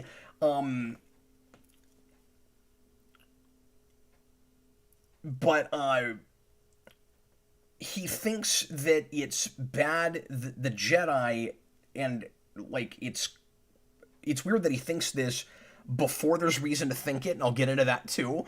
But he's like, oh, the Jedi are taking over. That's bad. Okay, but like Palpatine is okay with what he did, but if the Jedi just like sweep in and go, the Republic is no longer the Republic, Palpatine has changed what the Republic is. It's no longer democracy. He's taken too much power. He's doing like a Hitler thing. It's bad for the Jedi to do that, but it's okay that Palpatine has taken power in the way that he's taken power. So he would have a double standard about that if that's what it is. And I don't even understand what he would think that the Jedi's motivation was for doing that, except he believes Palpatine because Palpatine told him that. And then when he finds out that Palpatine is Sidious, he immediately is like, oh, that's bad. Like, Sith Lords are not good. And still, like, okay, so this guy is deceptive, he's been lying to me, and yet, at the very end of the movie, Anakin still has decided now, finally, that the Jedi were trying to take over. I don't understand that. And also, it sounds like children playing on the playground. Like, I get that there's a certain degree of that with these kinds of adventure films, but at no point with the original trilogy did, except for with some of the villain stuff, which I guess was more okay, the heroes didn't say things like, this villain is trying to take over, like a Saturday morning cartoon. Bob the Hun. Oh, I already did that super chat. Pardon me. Matthew Mertens, $9.99 super chat. Really appreciate it, man. It could be considered cliche, but I think the juxtaposition of Anakin being reborn as Vader while Padme gives birth to Luke and Leia is the most artistic scene ever directed by Lucas. What do you think? I don't know if I would call it most artistic, versus like anything in the original Star Wars, and like now I feel like I have to defend myself and come up with something that rivals it, because artistic is kind of ambiguous and vague. Like, do I have to pick another scene that is this sort of thing but done better, or can I go to kind of more subtle stuff? Does it have to be like human scenes versus space stuff? Because if we're talking about symbolism and giving us information visually, like, I wouldn't put it over just the opening scene of Star Wars with like the long arm of the Empire and that kind of thing, but it's not bad. It's better if I feel like these people are real people. That's part of the problem with it, but just looking at it out of context, looking at it just the way it's shot and stuff, I like the idea more than I like the way it's, where the camera is placed and stuff. Like, it's fine. Like I said, the coolest thing in all of that is the mask coming down with Vader, and then the sight of his face when he breathes for the first time. But the stuff on the Padme side is, it's fine. I don't know how else you'd shoot that. But thanks so much for the super chat. Chewbacca's Lover, again, $5 super chat. The Council is afraid of doing anything about Palpatine because they're afraid that might be something a Sith would do, removing someone from power. That's true. I get that, and I'm not even really saying that the Sith or that the Jedi Council should just come in and remove him and take over. I'm saying that Anakin has a double standard if he's okay with one of them taking over the other one for ideological reasons. I mean, he might agree with one more than the other, but his argument seems to simply be, because we don't really get into it, just, it's bad that these people unilaterally, I mean, they're a group, but like unilaterally want to take power. He talks about doing things through the proper channels with Padme, like, you think Palpatine should be removed. Make a motion. Don't just, talk about it here. And what Palpatine has done is clearly not ultimately going through the proper channels, because he's manipulating things to change all the rules. And then there still is the question of whether there's any mind control involved, because some of the things people do, I feel like, are so ridiculous and make them seem so daft that he would have to be using the Force to influence their minds in order for them to do some of those things. I'll finish reading the super chats, and then I'll get to some bad stuff. I'm already at an hour and a half. This is going to be a long one, and these have been 2 hours lately. This is going to be longer. I may take a quick break in just a minute as well, since we're going so late this time. Chewbacca's Lover, again, $5 super chat. Some people are afraid the Jedi are just thugs for the Republic, and other people are afraid the Jedi will just overthrow the Republic because they, and he continues, don't like how they're running the government. Yeah. That's true. I just wish that in the film there was more discussion about, how people feel about the Jedi, and also just make it clearer kind of more where the film falls on it. I have a lot of notes about that, so I'm gonna save it for a minute, and get to that in just a minute. Guys, I'm going to take like a 2 or 3 minute break because it's late and I'm starting to fade a little bit, and then I'll come back and we will continue this very long discussion on Revenge of the Sith. Give me just a couple of minutes, if you would.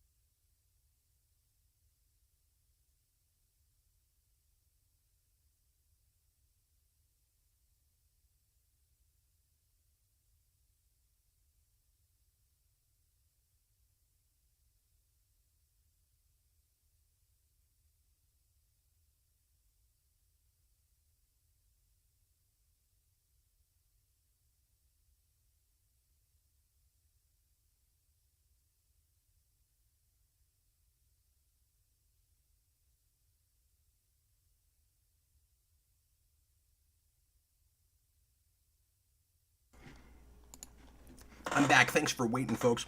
Man, I've still got that Mustafar music stuck in my head. Ba ba ba ba ba ba ba ba ba ba. I don't know how long that's gonna be in there. And then it goes. Ba-da-dun! Here's some bad stuff. Clone Troopers. Still 100% CG for no reason. You'd think this would be the movie where maybe we would finally build some suits, and I realized that we're trying to do as much in a computer as we can to prove how real we can make stuff look, but a lot of it, and some of it is more effective than others, but a lot of it is, what can we do that can't be done any other way, or that is just so much of a hassle to do practically where it limits what we can do as far as stunt work and stuff. Like, there are places where faces are replaced digitally with an animated face that sometimes looks really close and sometimes doesn't, especially if you pause the film, which, you're not expecting to do that, especially if you're watching a movie theater. But sometimes, like, when you watch on a real big screen, you go, yeah, that's not Ian McDermott's face. Like, the Harry Potter movies had that. Like, there's a lot of movies at this time that had that. It's not like Star Wars was the only thing that was replacing faces like that. But anyway, there's no excuse for what's essentially stormtroopers.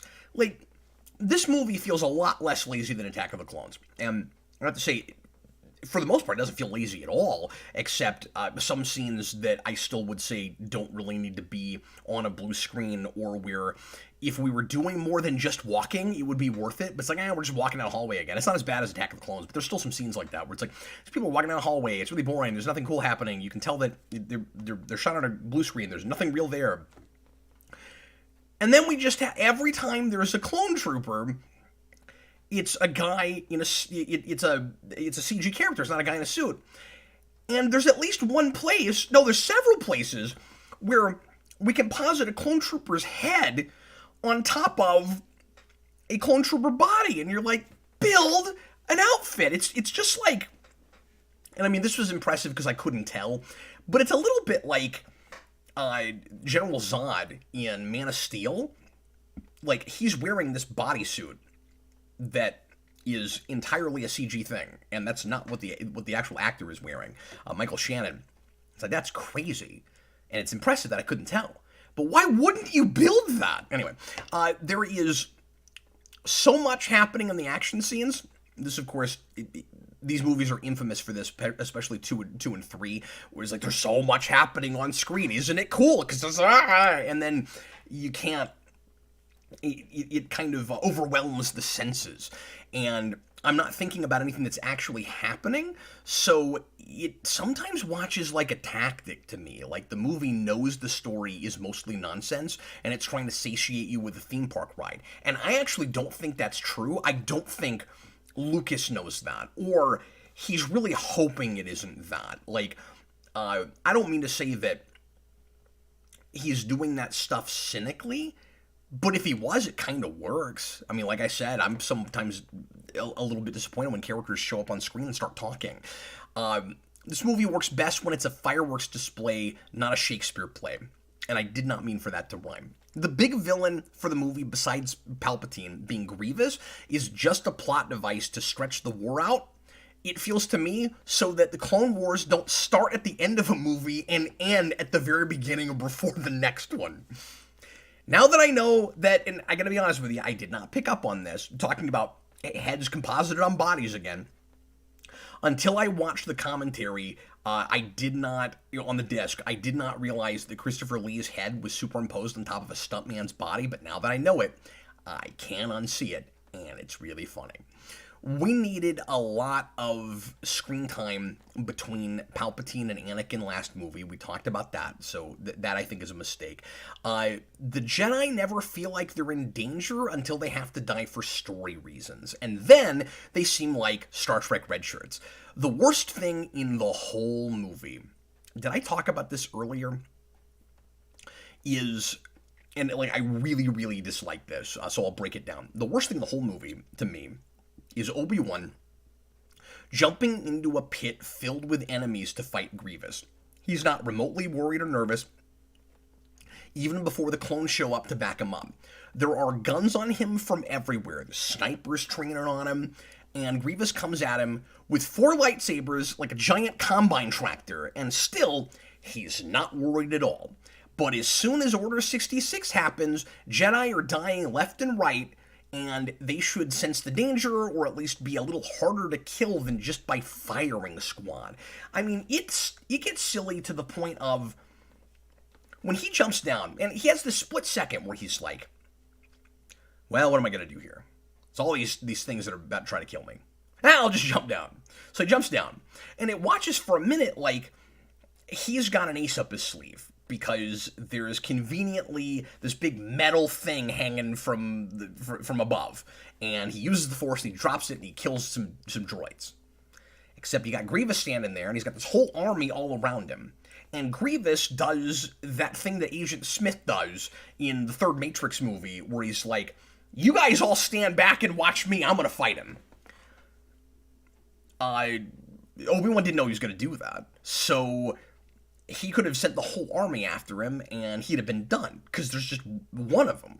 And yeah, the cavalry's going to show up, but not yet. Like, in a couple minutes, it's going to take a while. Like, Grievous has got time to try to kill him. Why did he do that? But the bigger problem with it is how easy it is for all these other Jedi to die later on after that happened. Hate it. The opening is too long, but it's also fun. So, like, I would take a whole movie of that, honestly, over some of the other things that are in this. Lucas doesn't know how to make character motivations clear from their behavior, so he needs other characters to explain them to us. Windu says General Grievous will run and hide, as he always does. He's a coward. Thanks for telling me that. I couldn't get that from what he did at the beginning of the movie. And, like, that's one where I could pick up on that, but then there's other things in the movie where I don't really know what's happening, and I almost need a character to come out and do that. I keep forgetting who some of the bad guys are supposed to be. I talked about that earlier. So love dialogue is still sappy and generic and unrealistic. It reveals nothing about the characters. but there's almost none compared to last movie, so that's nice, and that immediately makes it more watchable and feel more like the original Star Wars movies, I guess. I mean, like, again, there's love scenes in those, but none of them are just a full-on, straight-up love story, and if they were, they'd probably be better written, especially if, it was Kazdan or something. But the big scene with that kind of dialogue, the big love scene in this movie, is one of the worst, if not the worst, and again, infamous now. You're so beautiful. That's a song. It's only because I'm in love. No, it's because I'm so in love with you. Like, what are they even saying? I get a happy couple trying to one-up each other, being sappy on purpose. Like, I love you more. I love you more. But, like, if you listen to what they're actually saying, it sounds like... it started with "you're so beautiful." It gets to, no, it's because I'm so in love with you. So wait, he's saying she's beautiful because he's in love with her, which sounds almost like a backhanded compliment or an insult. So when she's like, "Love has blinded you," all I can hear her say is, "So you'd think I was ugly if you didn't love me?" Like, I don't think the actors know what they're saying either. When I get finished with bad stuff, I will read the couple other super chats we have here, and then I'll get to questions. I dislike questions I have about the movie. I dislike the prophecy even more after this movie. So the idea is Vader fulfills the prophecy at the end of Jedi by killing the Emperor and redeeming himself. Now, is that the way it always had to go down? Or did he have other choices, but he took the longest and most painful road? I mean, I say I dislike it more. I'm more confused by it. Like, did everyone have to act like idiots and unfeeling automatons in order to get him there? Couldn't Palpatine have been taken down without the Empire having to form? Or is the idea that the Jedi needed to be mostly destroyed? Like, what I'm saying is, did the prophecy want the Empire to happen? Or is it that Anakin has free will, but ultimately finally fulfills the prophecy? Like, he goes down, like I said, the darkest possible, most crazy, ridiculous road, but ultimately he finally redeems himself. Or was this the only way it could go? Was this the only way that Palpatine would have ever been taken out?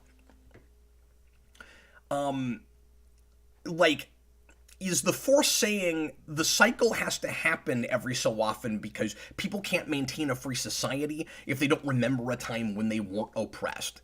And so that prophecy happens because you have a republic, and then it goes on for a certain number, 100 years, and then hundreds of years, and then people, don't know their history, so they're doomed to repeat it, or they didn't experience it. And so they get complacent, things get too easy, like we're maybe told the Jedi are doing. And then you gotta shake things up again with an Empire. I don't know. Here's another thing I don't like. It feels like the Wookiees are just here to have another familiar character to sell toys of, to the point where there's a whole scene just to clarify that is, in fact, Chewbacca in the movie. It's a problem when the most sympathetic your protagonist gets is when he's frustrated with characters that I'm frustrated with because those characters don't make sense. Anakin to Obi-Wan. I am sorry. I'm just so frustrated with the Council. Yeah, me too. It still feels like there are no Jedi except the Council and our two protagonists until they show up and are plot devices. It still has homages that Lucas wants us to read like setups for things that will happen later, but do not play that way to me. There are still lots of stilted, silly line readings, like half or more of what Windu says. The oppression of the Sith will never return. And my favorite, you are under arrest, my lord. I don't know why he said that, because, like, he knows he's a Sith lord, but I mean, I don't know.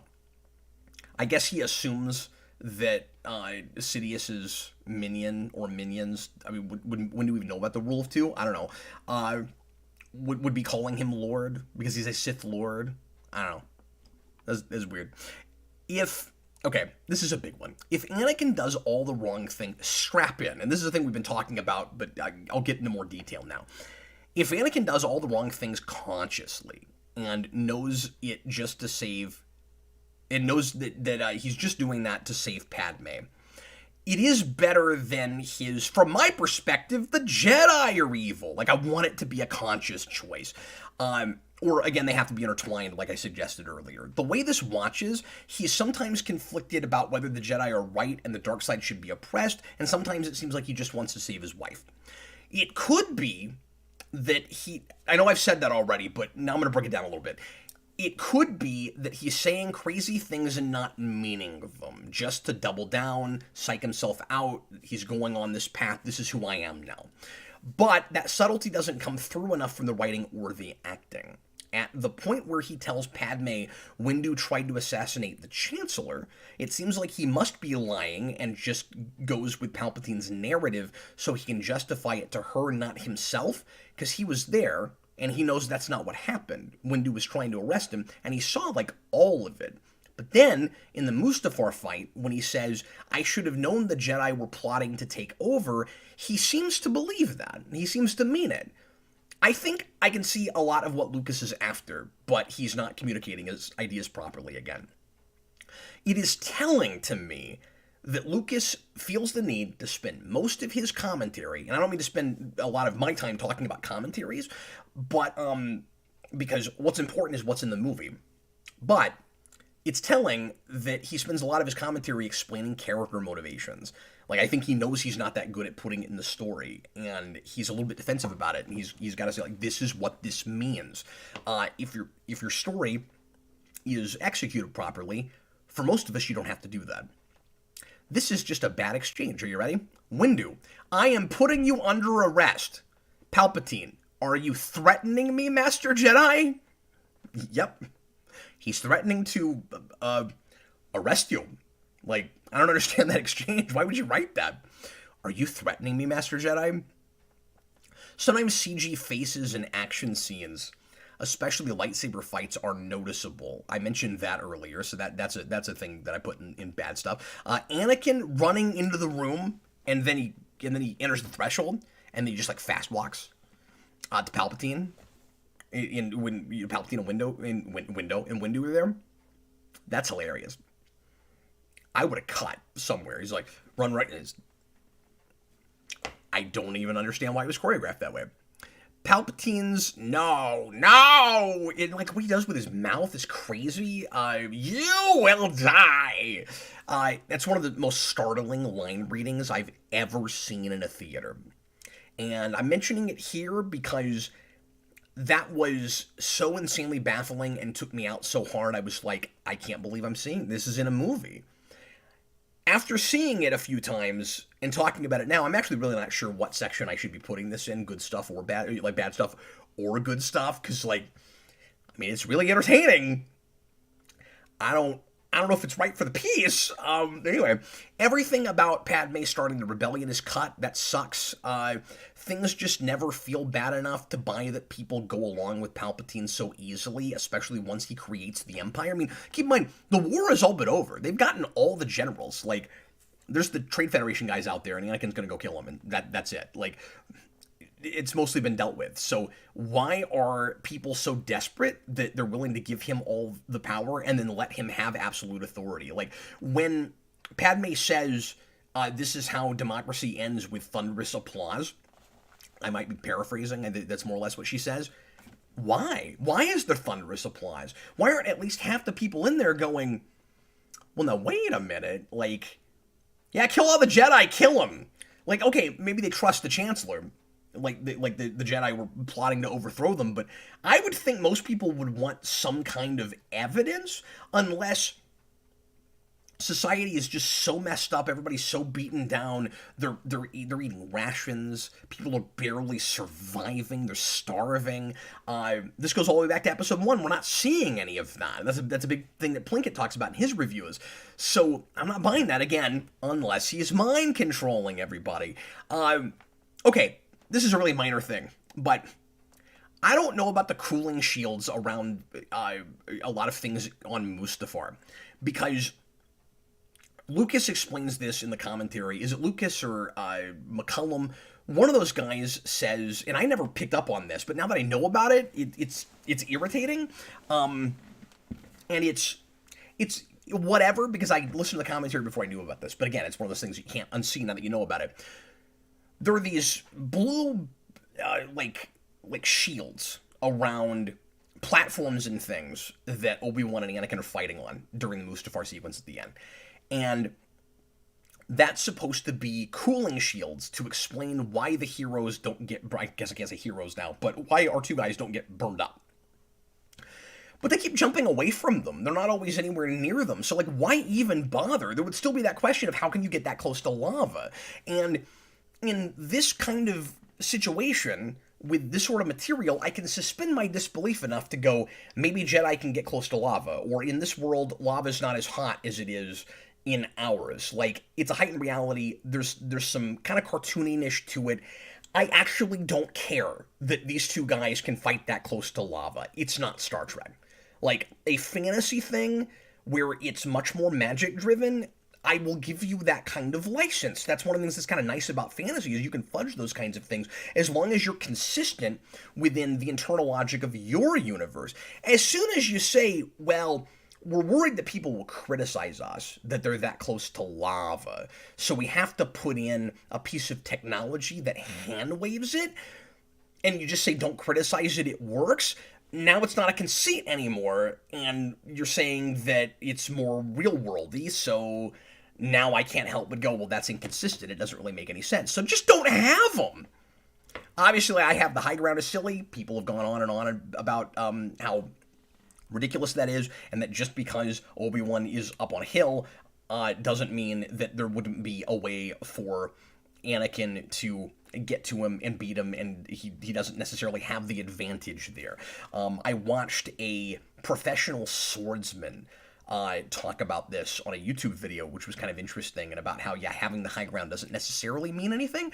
What's weirder is there is a moment, maybe that guy brought this up, I can't remember, so if this was his point, I don't mean to steal it, but this is something I noticed this watch. Just before that, the I have the high ground bit, there's a moment where Anakin does a flip over Obi-Wan, just like he's about to. And yeah, he's not up on a hill. He doesn't have the high ground.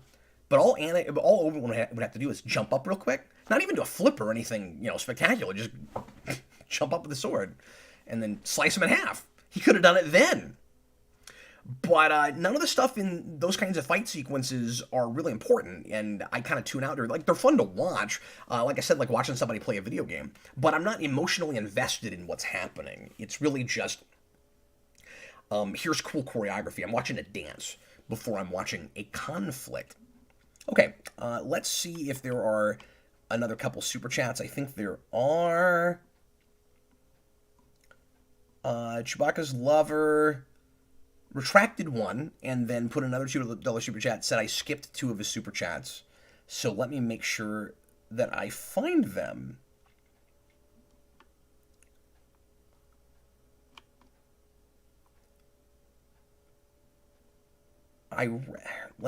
One second. So the council is afraid of doing anything about Palpatine. I think I read that one.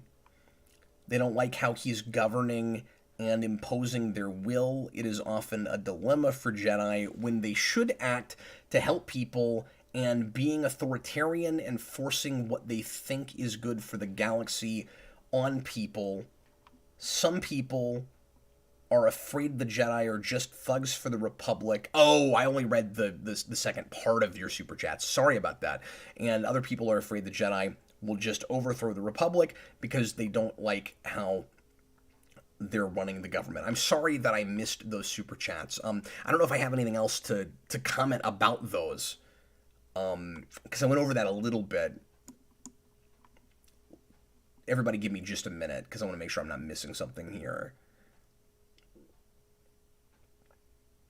Yeah, I mean, it's another thing that I just wish we could get into a little bit, where the Jedi feel kind of, I don't know if I want to say like handcuffed by the rules in these, or like they're just not super proactive, but I hear you, like the point of them is, like they're trying to be responsible and they're beholden to the rules of law, right? So it's basically like superheroes that signed the act in Civil War, the law that in Captain America Civil War or the Marvel comics, the law that says that you can't just act autonomously. You have to be on the books. You have to report to somebody actually in the government. You have to be willing to take orders, and these are Jedi that take orders to some degree. They don't just do whatever the Chancellor tells them to, and the rules are more or less laid out for us in these. With this is not too confusing or vague, I don't think, but so I don't think the issue is that the Jedi don't just go try to depose the Chancellor. I'm not saying that. It's weird that they don't figure it out quicker than they do, and then let everybody know about it. That's the bigger deal, right? Like, the Jedi can be proactive without pulling out their lightsabers. They have abilities, powers, extra sensory perception, if you will, that would give them information other people couldn't get. And then you just take it to the proper channels, and you go, well, we've got this chance. Like, wouldn't you have some kind of protocol in case you had somebody in government that you couldn't trust or who was not fit to rule? Or to run things like you do in any other government? You'd have a way to vote him out of power. And if he wouldn't be voted out or he responded by force, that's when you send the Jedi. So the issue to me is that they're not smart enough to figure out that it's Palpatine in the first place. That's my whole issue. Sorry, with super chats like this, sometimes I'm not totally sure if you're responding to something in particular that I said. If you're like taking issue with something I mentioned, or if we're having a friendly argument, or if you're just laying out facts, and that's why I wasn't totally sure how I wanted to respond to that. Let me make sure there's not anything else I'm missing here. Cinematographic, I'll read a couple of regular comments here. I get that Obi-Wan is the wrong teacher for Anakin, but if he wasn't such a jeckified hook-ass to his own apprentice, I've never heard that term before, anybody say it before, Anakin probably wouldn't resent him as much, if at all.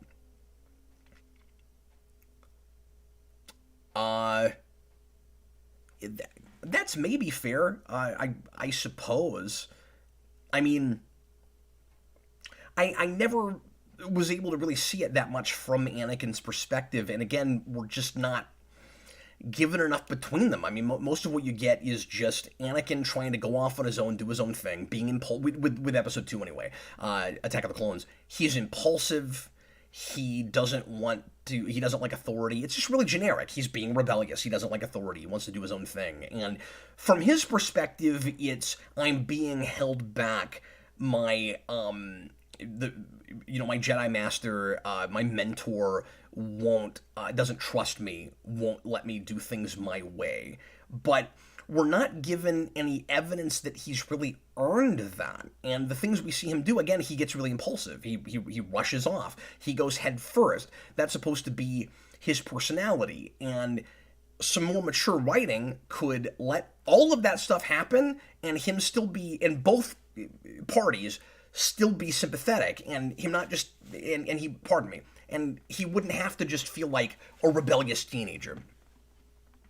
Okay, guys, we're right at 2 hours. I'm going to go through some questions. I may skip a few. I have like 4 pages of these. I wrote a bunch. Let's get into it. The opening crawl.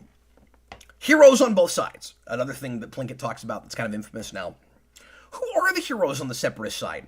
Like, it sounds like a silly thing to say, but might there be any? I mean, everyone makes fun of that whole thing, but to be fair, it is a manipulated war. We don't know much about the bad guys. Maybe there are some people with legitimate grievances, not to be confused with grievances with the Republic, since it is corrupt and is apparently barely still a democracy, which is where what little social commentary we have is supposed to come from. Maybe, I say what little, the major social commentary.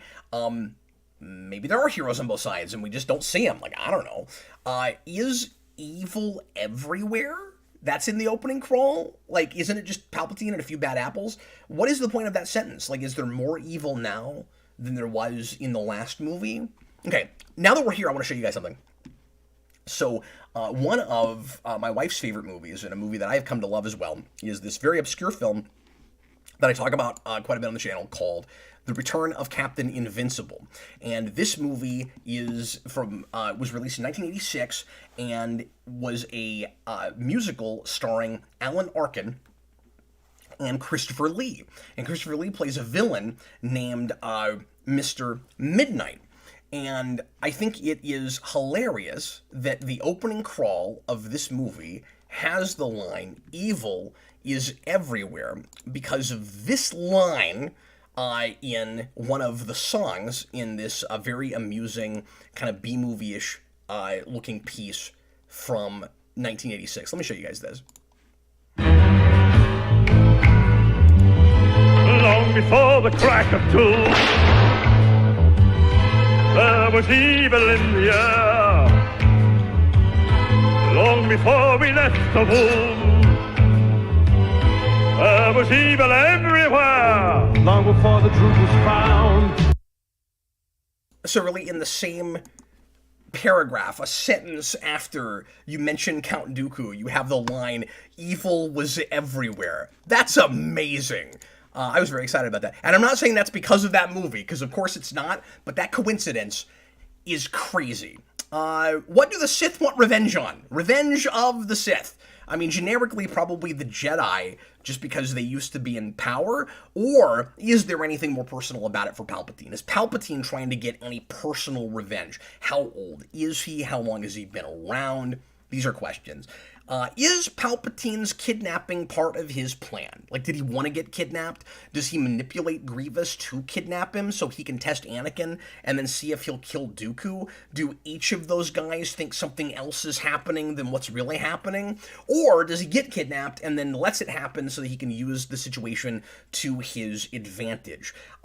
If he did it on purpose, it means he's playing a crazy long game and his force powers are even greater than you'd probably think they would be, because we find out later that Anakin is out on the Outer Rim on a mission, and that he says to Padme, if it weren't for this kidnapping plot, we might have never been brought back here. Okay, so if Palpatine actually set all this up, it would be because somehow he knows that Anakin will be one of the Jedi, keeping in mind that there are like hundreds of Jedi, that would be brought back to rescue him, so that he can then test him, which I didn't even understand that it was supposed to be a test until I watched that commentary and Lucas says that. But so they can test him and see if he wants him to be his protege. Okay, I don't know. It might be that. I can't tell. If Anakin and Obi-Wan were on a mission in the Outer Rim, why weren't two other Jedis sent to rescue Palpatine? Like, the Council doesn't trust anybody else to do that? They gotta bring people from that far. How long did they have to get back? Isn't this kind of an imminent sort of thing? Like, I get that you can move pretty quickly through with light speed. You can do jumps, to get there. But, I don't know, if it's urgent, you think you'd send people that you had closer by. What are all these other Jedi doing? This is a thing that Plinkett brought up. Why does Anakin want to help out a clone trooper? Are the clone troopers considered in this any more people than droids to the humans that work with them? In the Clone Wars TV show, yes. But the problem I have with it is they all, or at least the ones we see, they're programmed to murder the Jedi as soon as Order 66 is given, and then they all just drop everything and do it, and so they don't seem to really be acting of their own accord. Like, maybe they have their own, I'm saying just within these movies, they have their own wherewithal and maybe souls, however you want to look at the, existential idea with that, but they also have programming, and maybe, everybody doesn't know about Order 66, but from the last movie into this, it just seems like Yoda and everybody else kind of just treats them like cannon fodder. So I'm not sure. In the opening space battle, This is minor, it's just a question. When Obi-Wan gets cut off in the middle of, in the name of, I wonder how he would have ended that sentence. It's Star Wars. He wouldn't say God. What would he have said? How is the opening scene supposed to tell us that Obi-Wan and Anakin are equals now and he's no longer a Padawan? That's what Lucas says in his commentary, that they are equals and we're supposed to get that their relationship has changed. But, like, Obi-Wan is still giving Anakin orders. Anakin still calls him master. I get that his rank, we call it a rank in this, like, Anakin is still not going to get the rank of master when he gets on the council. Okay, but, everybody else calls him Master Obi-Wan, and Anakin is still saying Master in the same way he did when he was a Padawan. He'd be like, thank you, Master. I'm sorry, Master. It's very subservient the way he says it. So the first time I saw this, I did not get that from him. I got that Obi-Wan maybe, like, let the reins a little looser because maybe, like, I didn't feel like was proved in the last movie. Maybe Anakin had proven that he could work more without a net. But not that the relationship had changed. Why is Anakin wearing black at the beginning? Like, it feels like it's just because Luke is wearing that at the start of Return of the Jedi. And here, it feels like it's reflecting a change that hasn't really happened yet. I just don't know why. Maybe he's got a different rank. Like, maybe that's one of the things it's supposed to tell us, that he's not a Padawan anymore. I don't know. Why doesn't Anakin or Obi-Wan immediately guess that Palpatine might be Sidious when he tells Anakin to kill Dooku? Like, his demeanor completely changes. He's sadistic and cruel now. There's, of course, the infamous, do it! Like, then Palpatine tells Anakin to leave Obi-Wan there. Leave him or we'll never make it. Despite the fact that he's a Jedi with Force powers, he could probably figure out how to make that work. Like, everything is pointing to him not just as suspicious, but the Sith, the bad guy. And then why does nobody suspect Palpatine of being the Sith Lord before this? He took emergency powers. He's not giving them up. He's doing really weird, shady stuff, like making random... I wrote executive orders, but I guess he's getting executive powers given to him. And then he puts Anakin on the Jedi Council, even though that's not supposed to be in his purview. Or he tries to make that happen, and he ends up getting that done just because the council thinks that then they can get Anakin to spy on him. And we'll talk about that, because they do not handle that right, and that just seems like bad writing to me before it's anything. But why didn't the council ever investigate the creation of the clone army, which they know Dooku ordered? Like, really, you're just going to use the clones? No questions asked? I know this goes back to the second movie, but going into this, they've done this whole war, and they've never looked into anything about the clone army. They just use them. No questions asked. And then Order 66 happens, and I'm like, yeah, you idiots, it was a trap. It was a long con trap, but it's a trap. So, maybe a trail would have led them to Palpatine if they had done some research, and B, wouldn't you be worried you were walking into an elaborate trap if you used a programmed army created by a traitor of the Jedi Order? Is Palpatine using his powers to influence Anakin's mind to get him to do what he wants? I suspect that's not what it's supposed to be, but there are places where it kind of feels that way, so I don't know. Hey, what happened on Cato Nemoidia? The place with the adventure with that doesn't count, according to Obi-Wan, as a time Anakin saved him. I'm not saying it should be here. I'm just wondering, because I bet there's a Clone Wars episode about it. Somebody can probably tell me that. In his premonition, is Anakin seeing a future that will be created by his acting on it? After watching this 3 times now this week, I actually think that that's what the movie is getting at, and I think that that is communicated better than I gave it credit for before. And it's better that way if that's what it is. It's more tragic if Padme is so distraught about his turning to the dark side and, killing children while she's giving birth to children, that's why she gives up the ghost in childbirth. And when you get to the end of the movie, you've got the droid that's confused as to why she's dying because Padme is perfectly healthy otherwise, and then Palpatine says, actually, Vader, you killed her in your anger. And I don't really know how those go together, Because you could say, well, all it means is she dies and it's his fault, but it sounds like a direct response to his being angry, almost like he accidentally force choked her or something. I'm not saying that's what happened, but that's kind of the way Palpatine talks about it. But I like the idea, and again, at this point, I think that this is what it's supposed to be, that if Anakin hadn't turned to the dark side, Padme has her children, and they raised them, and everything is fine. That what he saw was a warning that he needed to do something to change. Like, if you don't... It's too bad that it wasn't more specific, and it wasn't as cryptic as it was. Like, with his mother, he just didn't get there in time. He knew exactly what was happening, but he just couldn't get there in time. With this, it's...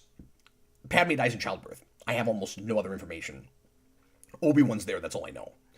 Okay, so if he had somehow known more about it, he might have known that it was a warning that says if you go down the path you're going. But then it becomes almost like a time travel paradox, where like the premonition itself causes the thing that he sees in the premonition.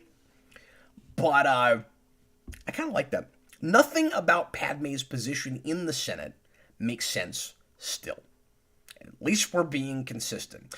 Why doesn't... I never noticed that this until this viewing. Why doesn't she think, quote, the Queen will allow me to continue serving in the Senate after she has her baby? These are some really weird senators. If you have... if you're a senator, you can't get married. If you have children, you can't be a senator. What kind of Senate is this? Okay, this is another big one. If the Jedi Council is really out of touch with their humanity, which we've been talking about as a possibility ever since Attack of the Clones, and the first one too, it means that Yoda is too, and that kind of breaks the whole thing. Because everything about Yoda's performance and the movie's attitude toward Yoda suggests that he's still supposed to be the wise sage we all are supposed to look up to and want to be like. So when he says attachment leads to jealousy, I'm questioning just how apathetic the Jedi are meant to be. I like what he says about death being a part of life. This is in the scene where he's talking to Anakin, and Anakin confides in him that he's had a premonition about her dying in childbirth. He says, I like what he says about death being a part of life, and that the Jedi should rejoice when someone transforms into the Force. But as I said in the last review, these Jedi live too above and apart from the common man to appreciate who they serve. And I can see why they're isolated to some degree, but there are things they do that kind of prove that they're too out of touch. But I can't decide if it's on purpose or if the movie knows it. Like, you could say isolation leads to cultism. Cultism leads to delusions of grandeur. Delusions of grandeur lead to power madness. I still have fundamental issues with the monk lifestyle that Lucas went for with the Republic Jedi. So if the point is that it was a mistake, or they took it too far, or they were corrupted by their own power, Yoda breaks that, because Yoda says things that sound kind of messed up, and it doesn't seem like he's supposed to be in all of that, you know? Like, is the idea that Mace Windu, that Mace Windu is out of touch, but Yoda's not? Like, he's wise, but Mace isn't? I don't know. Like, that's why Mace dies? There could be an argument to be truly selfless, you can't have attachment, and that family is a sacrifice a Jedi has to make. But most of them seem kind of soulless and also, dumb and not paying attention. And so they don't make for great heroes, and it seems like that's why they lose. The whole trilogy is confused on this point. Like, their downfall is just an excuse to have them act this way. Even while they're sometimes treated like the do-no-wrong heroes, and sometimes like there is truth to Anakin's reservations about them. So is Palpatine just sowing seeds of doubt and deception, or is there some truth to some of it? Chewbacca's Lover, $5 super chat.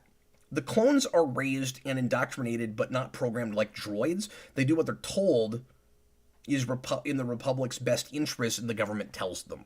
According to, I'm assuming, Clone Wars or comics or things that aren't in these movies, because you can't tell just watching these. And if that's the case, then there should be some that refuse to do their duty, I would think. And that probably happens in some other material. I'm trying to decide what of some of these I might want to skip because I'm already so far in.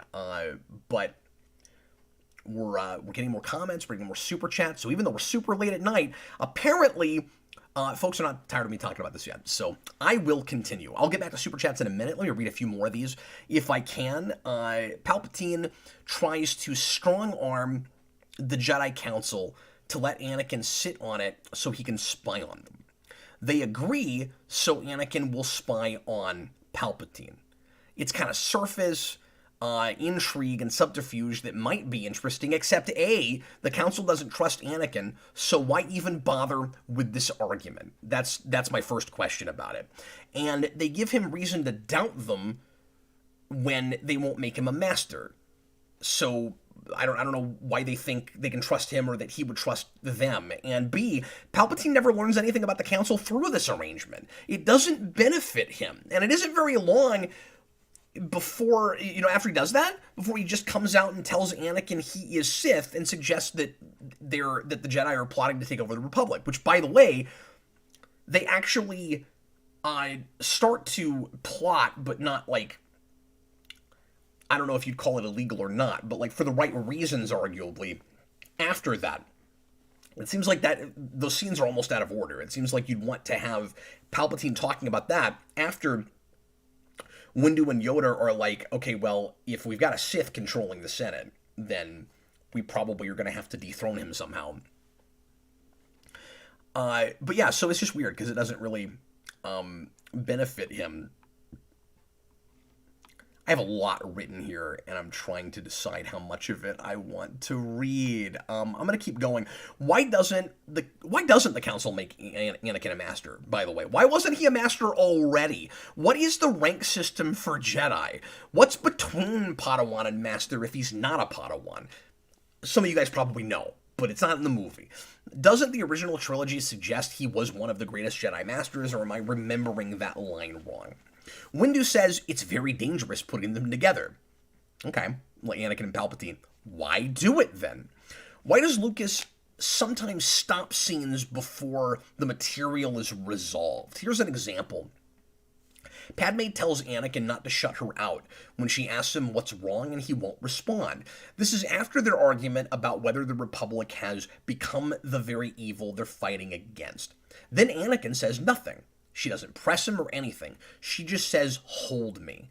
Anakin is defending a chancellor she thinks is destroying the Republic. And keep in mind that if the deleted scenes were back in, she would be, after this, I assume, I don't know when those scenes would be placed, starting what will eventually become the rebellion.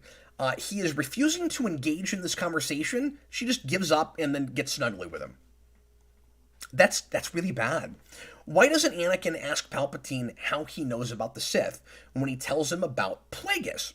Why is he surprised when Palpatine turns out to be Sith after that? It's almost like certain scenes don't remember what happened in scenes before them. Why does the Council ever send one Jedi to do anything when there's so many of them? And if they need a master with more experience to kill Grievous, why send a master and a non-master to rescue the Chancellor? That also seems like an important mission. Why do Wookiees yell like Tarzan? Why does Obi-Wan make himself known when he has the element of surprise against Grievous's army? We talked about that earlier. Hey, is Grievous Force sensitive? I bet some of you guys that have seen more material with him in like Clone Wars and stuff could tell me this. I always assumed he wasn't. But I don't know why Dooku would train him if he's not Force sensitive. And I always thought it was really funny that he says, I realize that he does some pretty Jedi-esque sword fighting, even, or lightsaber fighting, even with his four arms. But right before that, he goes, I was trained in the Jedi arts by Count Dooku. And the first thing he does is he does the like spinning propeller thing with his lightsabers. It's like, did Dooku teach you how to do that? Why isn't the scene, I already talked about this. Why does Palpatine growl like a monster when he attacks Windu's red shirt Jedi. Oh, there's another deleted scene where, I forget her name, but, one of the Jedi that is probably used a lot in Clone Wars and some other things, what is that species called? I'm not a big Star Wars guy with, the like, tentacle hair. On the ship at the beginning, just gets stabbed through the back unceremoniously by Grievous with a lightsaber, and then immediately Anakin and Obi-Wan start making cracks, making jokes. Not about that, but like they start getting all bantery and witty again. When they just watch this horrendous thing happen in front of them, like one of their order dies in front of them. And again, it's one of those, like, all these Jedi are expendable, because we know most of them have to die anyway. We haven't done anything with any of them in these movies. They've all got names, they've all got backstories and stuff that people that really care about Star Wars and get into the EU know about, but if you're just watching the movies, they're expendable, they're red shirts, it doesn't matter. And she just gets stabbed through the back. Like, you couldn't see that coming? At all? Okay, I'm glad that scene's not there. Most of the deleted scenes should be in the movie. That is not one of them. Did Anakin go to Palpatine already making up his mind to join Sidious? At this point, I think so. We talked about that earlier. Hey, how does Sidious come up with Darth names? He's like, you will be Darth. Let's go with Invader? No, we'll just say Vader. Like, I wonder how he comes up with these names. Does he have like a Rolodex of them? Like the next one, he's already got a plan. He's already drawn it out of a hat. And the next time he has an apprentice, he's gonna be Darth Vader. This is another thing that I'm sure Clone Wars people can tell me. Where is Ahsoka during all of this? Because again, that character doesn't even exist when this movie comes out, so obviously that's why she's never mentioned. But like, Anakin's got his own Padawan, and I'm sure she's written out somehow, but it's weird that she's never brought up anywhere in this, if all of that is canon, because it's retroactive.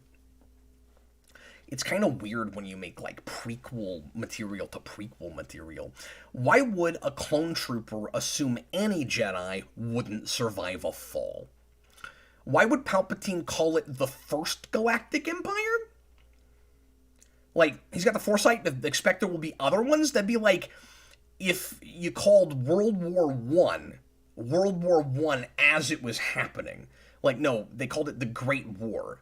They certainly weren't anticipating any more of them. He's like, the First Galactic Empire! It's like, that's what EU fans know it as, so he's gonna call it that. Alright. Sorry about my alerts on my computer.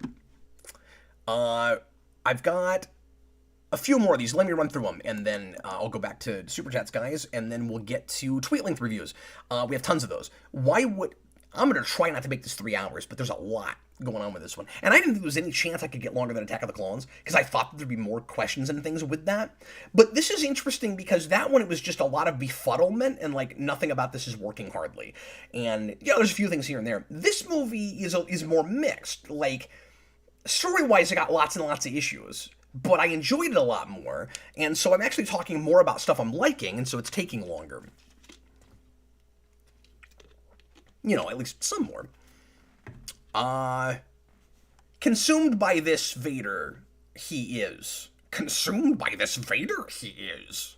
How does Yoda know that? And he's not really twisted by the dark side. He's not really twisted by the dark side, he's just decided to do what he thinks he has to save Padme. Or at least, that's how it watches. But I guess he's supposed to be twisted now? That's the problem. I can't tell half the time what it is. It would be kind of more interesting if, at this point, Anakin could almost be reasoned with, and it's just rushed. Padme doesn't believe Obi-Wan when he says Anakin turned to the dark side. How come? He's made it clear before this movie that he's got genocidal tendencies and that he's kind of pro-dictatorship. And on that note, would Padme really be willing to stay married to and raise children with a man who killed younglings? Remember, after he tells her that, she says, basically, you can put all this madness behind you, we can run off and raise our children. And she is still trying to get him to stay, even when she knows now for sure that he has killed children, and he's trying to rule the galaxy. I don't know about that. Why doesn't Sidious just stab Yoda with a lightsaber when he's unconscious on the ground? Oh, I guess because he has to survive into the next movie.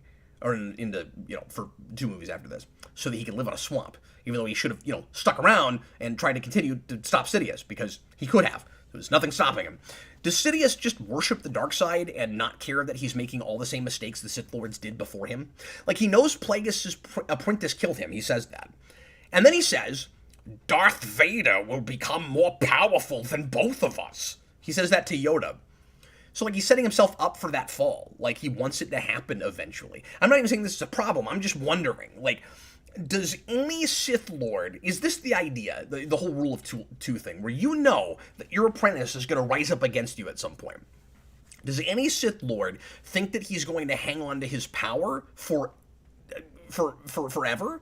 Or is the idea to hold on to it for as long as you can? Like, the only success you can achieve in life as a Force user is, how long can I be king of the hill, king of the mountain? These are all questions. Some of them are criticisms in the form of a question, and some of them are simply questions.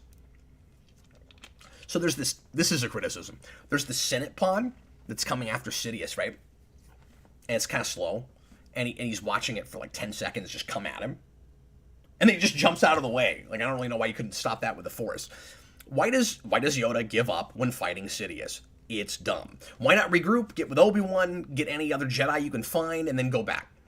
Now, I will also say, this is probably the hardest thing to work out logically to be consistent with the original trilogy. I don't totally know how you do it. Like, how do you get Yoda into exile, and Obi-Wan for that matter, where they're not still trying to take down Sidious? You would need a different ending, right? You'd need a situation where he's already so powerful there's no way you could touch him. He doesn't even have the Empire built yet. Like the beginnings of it. Nothing's changed. You just know that he's a Sith Lord. Oh, holy crap, that's really hard. I guess we'll leave. We gave it the old college try this evening. It's like retroactively end of Dark Knight into Batman Returns, or Dark Knight Rises. He'll run because he can take it for like that evening, I suppose. So you're telling me they have the ability on Coruscant to create artificial robot limbs, but they can't tell pregnant women they're having twins? Like, she has to find that out when she gives birth? Did she decide she didn't want to know? By the way, I have twins myself, and every woman is different, of course, but my wife was much, much larger than Padme Amidala when she was having twins. Does Palpatine know people who can make containment suits? Like, is there just a factory for that, and there's all these Vaders walking around because they were made by this containment suit factory? Does he just have his own personal Vader-making chamber in case this happens? Like, you'd think he'd have to put Vader in stasis or something for a while he got the suit made, but nah, he just, like, gets him in a floaty bed, and then he takes him someplace on Coruscant. And then he's like, now you're Lord Vader. And I'm like, well, I guess he was already Vader, but he's like, in his containment suit. You killed Padme in your anger. And I'm going to smile about it sadistically because I'm the devil, and I knew that was going to happen. Where did Padme get the names Luke and Leia? I just wonder. I got just a couple more of these. What? Well, we already talked about that whole thing. Hey, here's the thing I never thought about before. And there might be a totally good reason, but I'm just wondering. Why is Luke taken to Tatooine and not Naboo? Like, we know why Leia goes where she goes. Because Bail Organa raises her in the original trilogy, and so they want to split them up, so he takes the girl, and the boy has to go somewhere else. So Yoda says, to his family, or whatever it is he says, and then he goes to Tatooine. Okay, but there's a father side and a mother side, and the mother side didn't get anything, or, either of them, I should say. Does Padme not have family on Naboo? Like, it's less dangerous there. It doesn't seem to be dangerous at all, especially outside of a war. Even when there was a raging war going on, it looked like the safest place in the galaxy to be, and the most posh and extravagant, too. Is Luke any more likely to be found on Padme's home planet than Anakin's? I'm just wondering. And I don't know why I never thought of this before. Last thing. This is a who cares thing, but I thought of it. Why is Padme holding Anakin's necklace in the casket? I remember the necklace that he gave her before in another movie. It comes out at the beginning of this, kind of bookend with it. She's holding it. Okay, but like, was anybody else aware of its significance? Or did somebody just go, hey, she's wearing this necklace. It's probably important. Put it in her hand. I don't know. I'm going to read the other super chats, and then we'll get to tweet length reviews. And if you'd like to put in a tweet length review right now, you can. It's just give me a quick short review in a super chat, and you can put in a rating. Tonight, because we have so many of these to do, I'm only going to read extra ones through super chat. But again, if you'd like to do these regularly moving forward, $5 a month on Patreon. But anyway, I just want to let folks know that you had the option to do that. And I'm just scrolling up to make sure I don't miss any of these super chats, because that would be a crime. Drugs Lover, $5 super chat. The novels established the clone thing. Palpatine is the government, so they do whatever he tells them. Also, you missed one of my super chats. I'm sorry, man. I'm having a hard time seeing some of them, apparently. Drugs Lover, another $2 super chat. Anakin is too immature and hot-headed to be a Jedi Master. Okay, that's fair, but the movies don't really know that, and I mean, we're being told that he's one thing and we're kind of seeing another thing, so you're not wrong about that, but isn't it kind of weird if you're Lucas, where you're like, I'm going to make him like really immature and hot-headed, and it wouldn't make any sense for him to be a Jedi Master, even though everybody kind of imagined that's what he must be in the other trilogy. So why make him like that then? There's a question. I'm going to try to find the super chat that I missed. What complicates it? I'm sorry, I think part of the problem is a lot of, in Chewbacca's Law, I really appreciate all the support, but I think a lot of your super chats are $5 super chats talking about some of the same stuff, and so I keep thinking I've read over them already. What complicates it is that the Jedi has been around before the Republic. They, in EU, are conflicted, I guess you're saying, among themselves about how to handle the Republic. That's interesting, and I'm sure there's EU stuff that gets into that, and that's really fascinating. I'm going to go ahead and read now the tweet length reviews from our patrons. Saqib Tariq, it's hard to look at this film objectively as I grew up with it, and it's so fun. I love the soundtrack, the action scenes, and Palpatine's performance is an over-the-top joy. I'll give this a 2 out of 4 for the memes it gave us alone. No! Kareem Roberts, best of the prequels is like being the best swimmer in a desert. Good one, sir.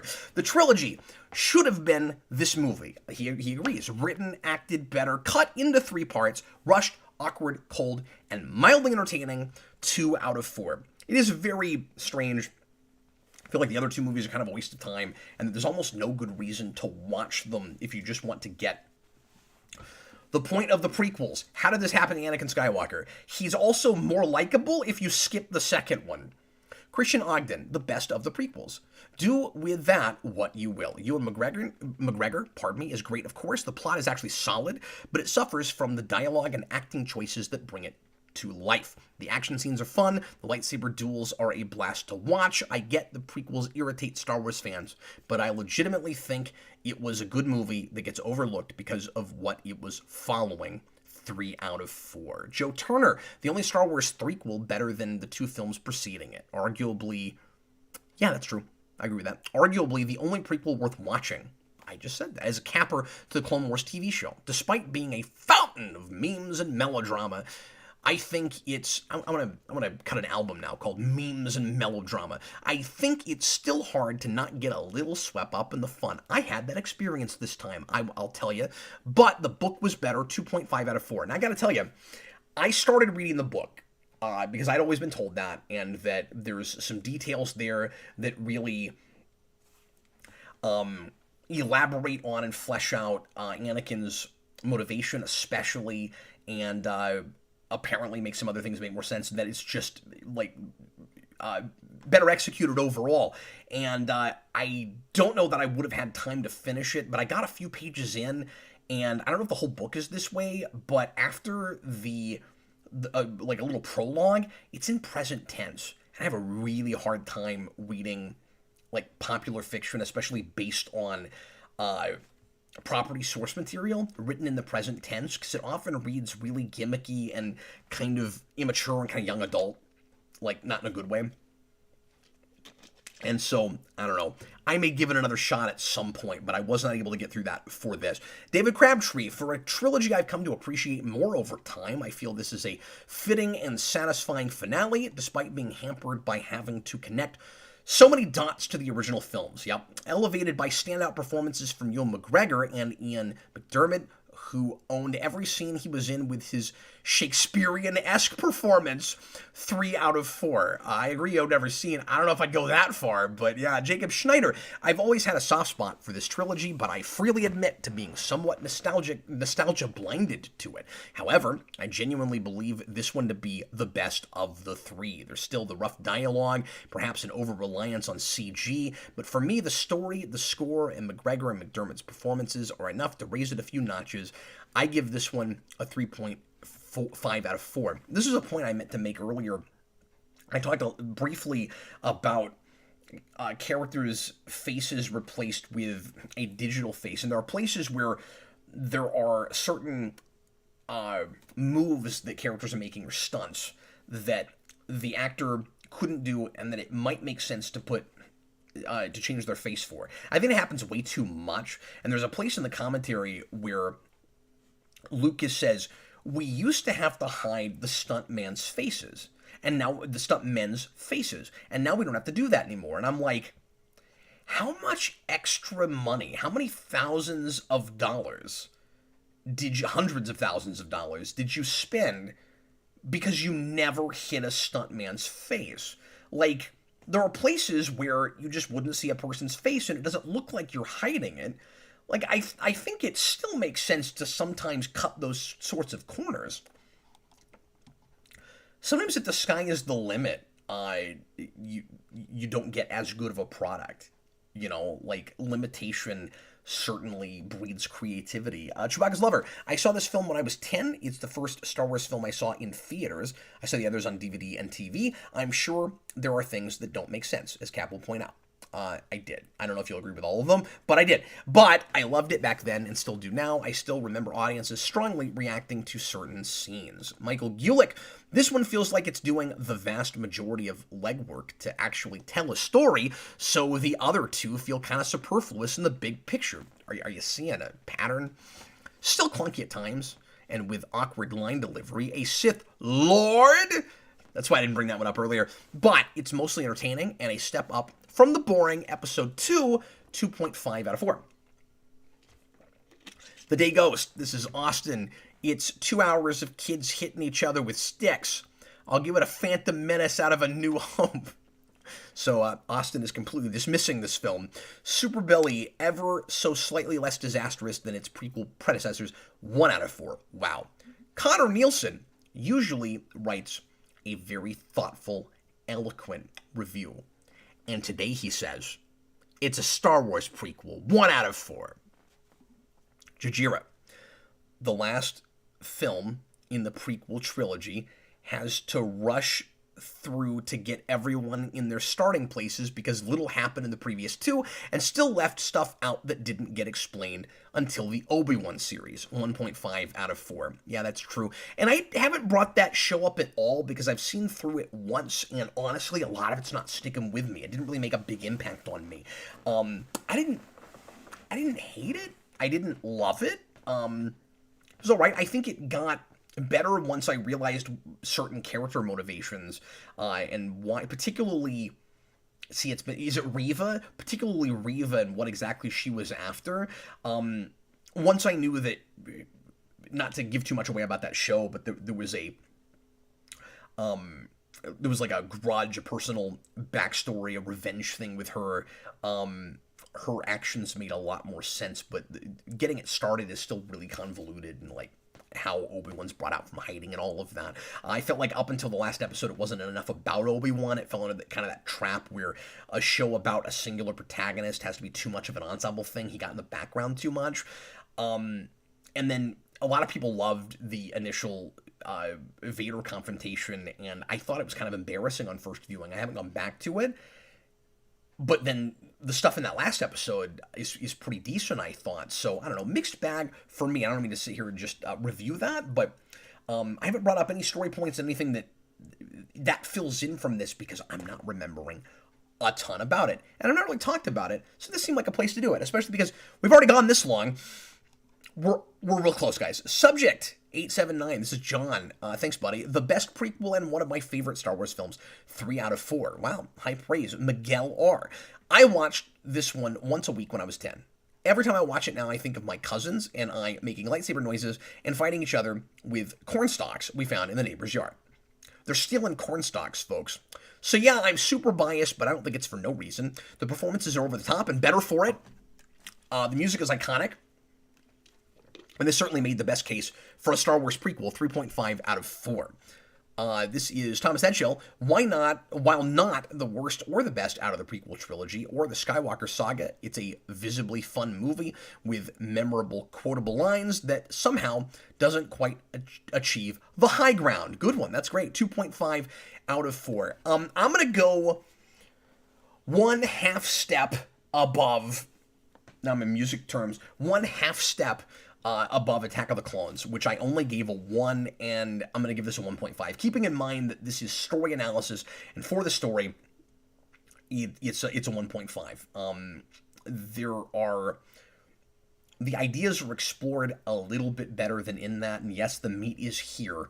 And like I said before, I can't give it too much credit for that because it had to be. But it is a more entertaining thing, certainly. Like, if I'm waiting more just based on the personal fun I had with the thing, it might go all the way to a 2, actually. I don't think I'd go any higher than that. Story-wise, I'm going to go with a 1.5, and I'm not going to belabor this any longer. We are not rating tonight because this is not a superhero movie. Please let me know, guys, if anybody put in a super chat that I missed somehow, and I am seeing a few tweet link things that people didn't put in a super chat. I will actually go ahead and read one or two of these real quick. Dagon Spear, I think it's fairly solid. It has its flaws, but I'd give it a 3.5. Wow. I think the whole prequels are showing the fall of the Senate, so I think they're all necessary. I don't agree with that, but Cinematographic, you want to know why Return of the Sith is the best of the prequels? It's because it's the only Star Wars prequel where Anakin and Obi-Wan feel like friends. The action is on point. 3 out of 4. Would Duel. I don't know what he means by would do. He wrote would, like I would duel. I don't know what that means. I see what you're saying, and I did put that in the positive category, that they do seem more like friends in this. Again, I feel like it's a little bit too late, and it feels like rushing a term paper, but it was a lot more effort and decent effort for what we got of them. Anyway, next week I'm going to take a break from the usual. I've done 2.5 movies in a row. This podcast got real close to 3 hours. So, and also I've got some family coming in this weekend and stuff, so it's going to be harder to prepare for a movie. So I'm going to do a discussion topic, and it'll be back to superhero movies again. And I'm between two still. I'm trying to decide if I want to actually go ahead and announce it right now, because if I don't announce it, I can change my mind, because I'm really on the fence right now. Now, I think I'll go ahead and announce it. I'm going to go with, this is an interesting idea. I don't know how this is going to pan out, but I was kicking this around the last couple of days. I'm going to do a top 10 list. I'm going to do a list video podcast on what I think are the 10 overall most effective, best superhero movie franchises. If you take all the movies together, having to keep in mind the ones that really work, the ones that really don't. What are the top 10 franchises, not singular films? I've never tried this before. It means I'm going to have to take the MCU and break it up into franchises, and it kind of has that. And it also is by itself kind of franchises, and it gets complicated because some of those aren't done yet. And who knows when some of them will ever be done, right? So, like, if you did this a few years ago, you'd think about Thor differently than you might now. For some of us, more positively, and for some of us, more negatively. But Same thing with Black Panther. Like, a few years from now, we could have a Black Panther 3, and it could change the whole thing. Obviously, 2 is going to change that. Right now, I can't say Black Panther because it's not a franchise yet. I don't know if I would include...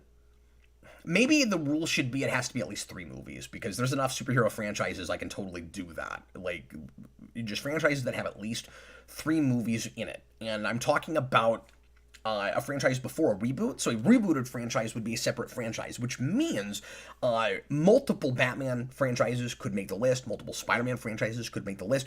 I have not sat down and put pencil to paper yet, so I have no idea how this is going to go yet, but I'm going to try that. I don't know how long that's going to be. I don't know how much I'll have to say about each thing. It could be a short one, could just be an hour, which sounds long, but, it's a podcast, and I'm wordy, and it's a list. So that's what I'm going to do, and I have another idea that I'll do down the road, but that's probably the easiest thing for me this coming week. Hey, thanks, everybody, for watching, and if you are a patron, a special thanks to you. Give me just a second, because I forgot to pull this up, but I want to say thanks, as always, to our Superhero Rewind producers. If you'd like to become a producer, that's the $10 tier on our Patreon. That's patreon.com/geekvolution. You get your name read at the end of every episode of Superhero Rewind. You get to join the Superhero Rewind Discord. You get to interact with me and give me some input on the show and help me with research and things if you're so inclined. These guys are pretty involved in the show, really appreciate it, and we're meeting monthly to talk superhero movies and sometimes even watch one. That is, once again, the $10 tier. Thanks so much to you guys.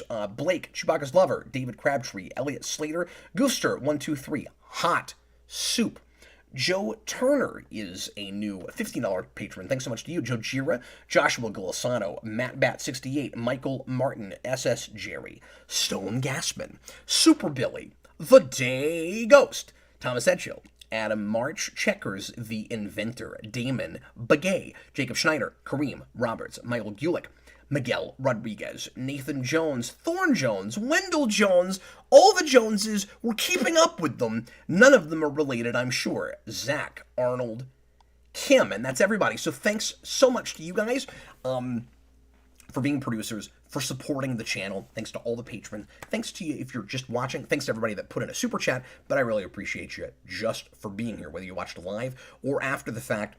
We're doing it weekly, guys. We're doing the madness Monday nights. I'm keeping it right now at 10 p.m.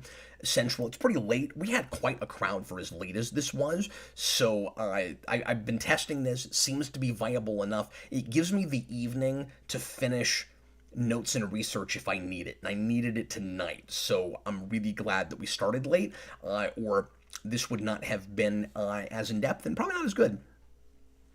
I hope you guys had a good time. I certainly did. And sorry I didn't read as many pre-written questions, but we had lots of super chats, and we're so close to 3 hours, and people are complaining about how long it was. Well, they're not complaining. They're saying it was long, but good, and I really appreciate the compliment, and I agree with all of that. With the long part. Hopefully it was good. Anyway, thanks again for watching, guys. I will see you again real soon. Tomorrow night, Austin and I are doing a request on... no, I'm sorry, not tomorrow night. What am I talking about? Wednesday we're doing a request. I'll announce that soon. Tomorrow night is the Captain Logan Show. The Captain Logan Show. And I don't know what the lead-in topic is yet, but join us at 7 Central. It will be a blast, I am sure. And lots more stuff coming your way here on Geekvolution. I was Captain Logan, and I will see you again real soon. Bye, everybody.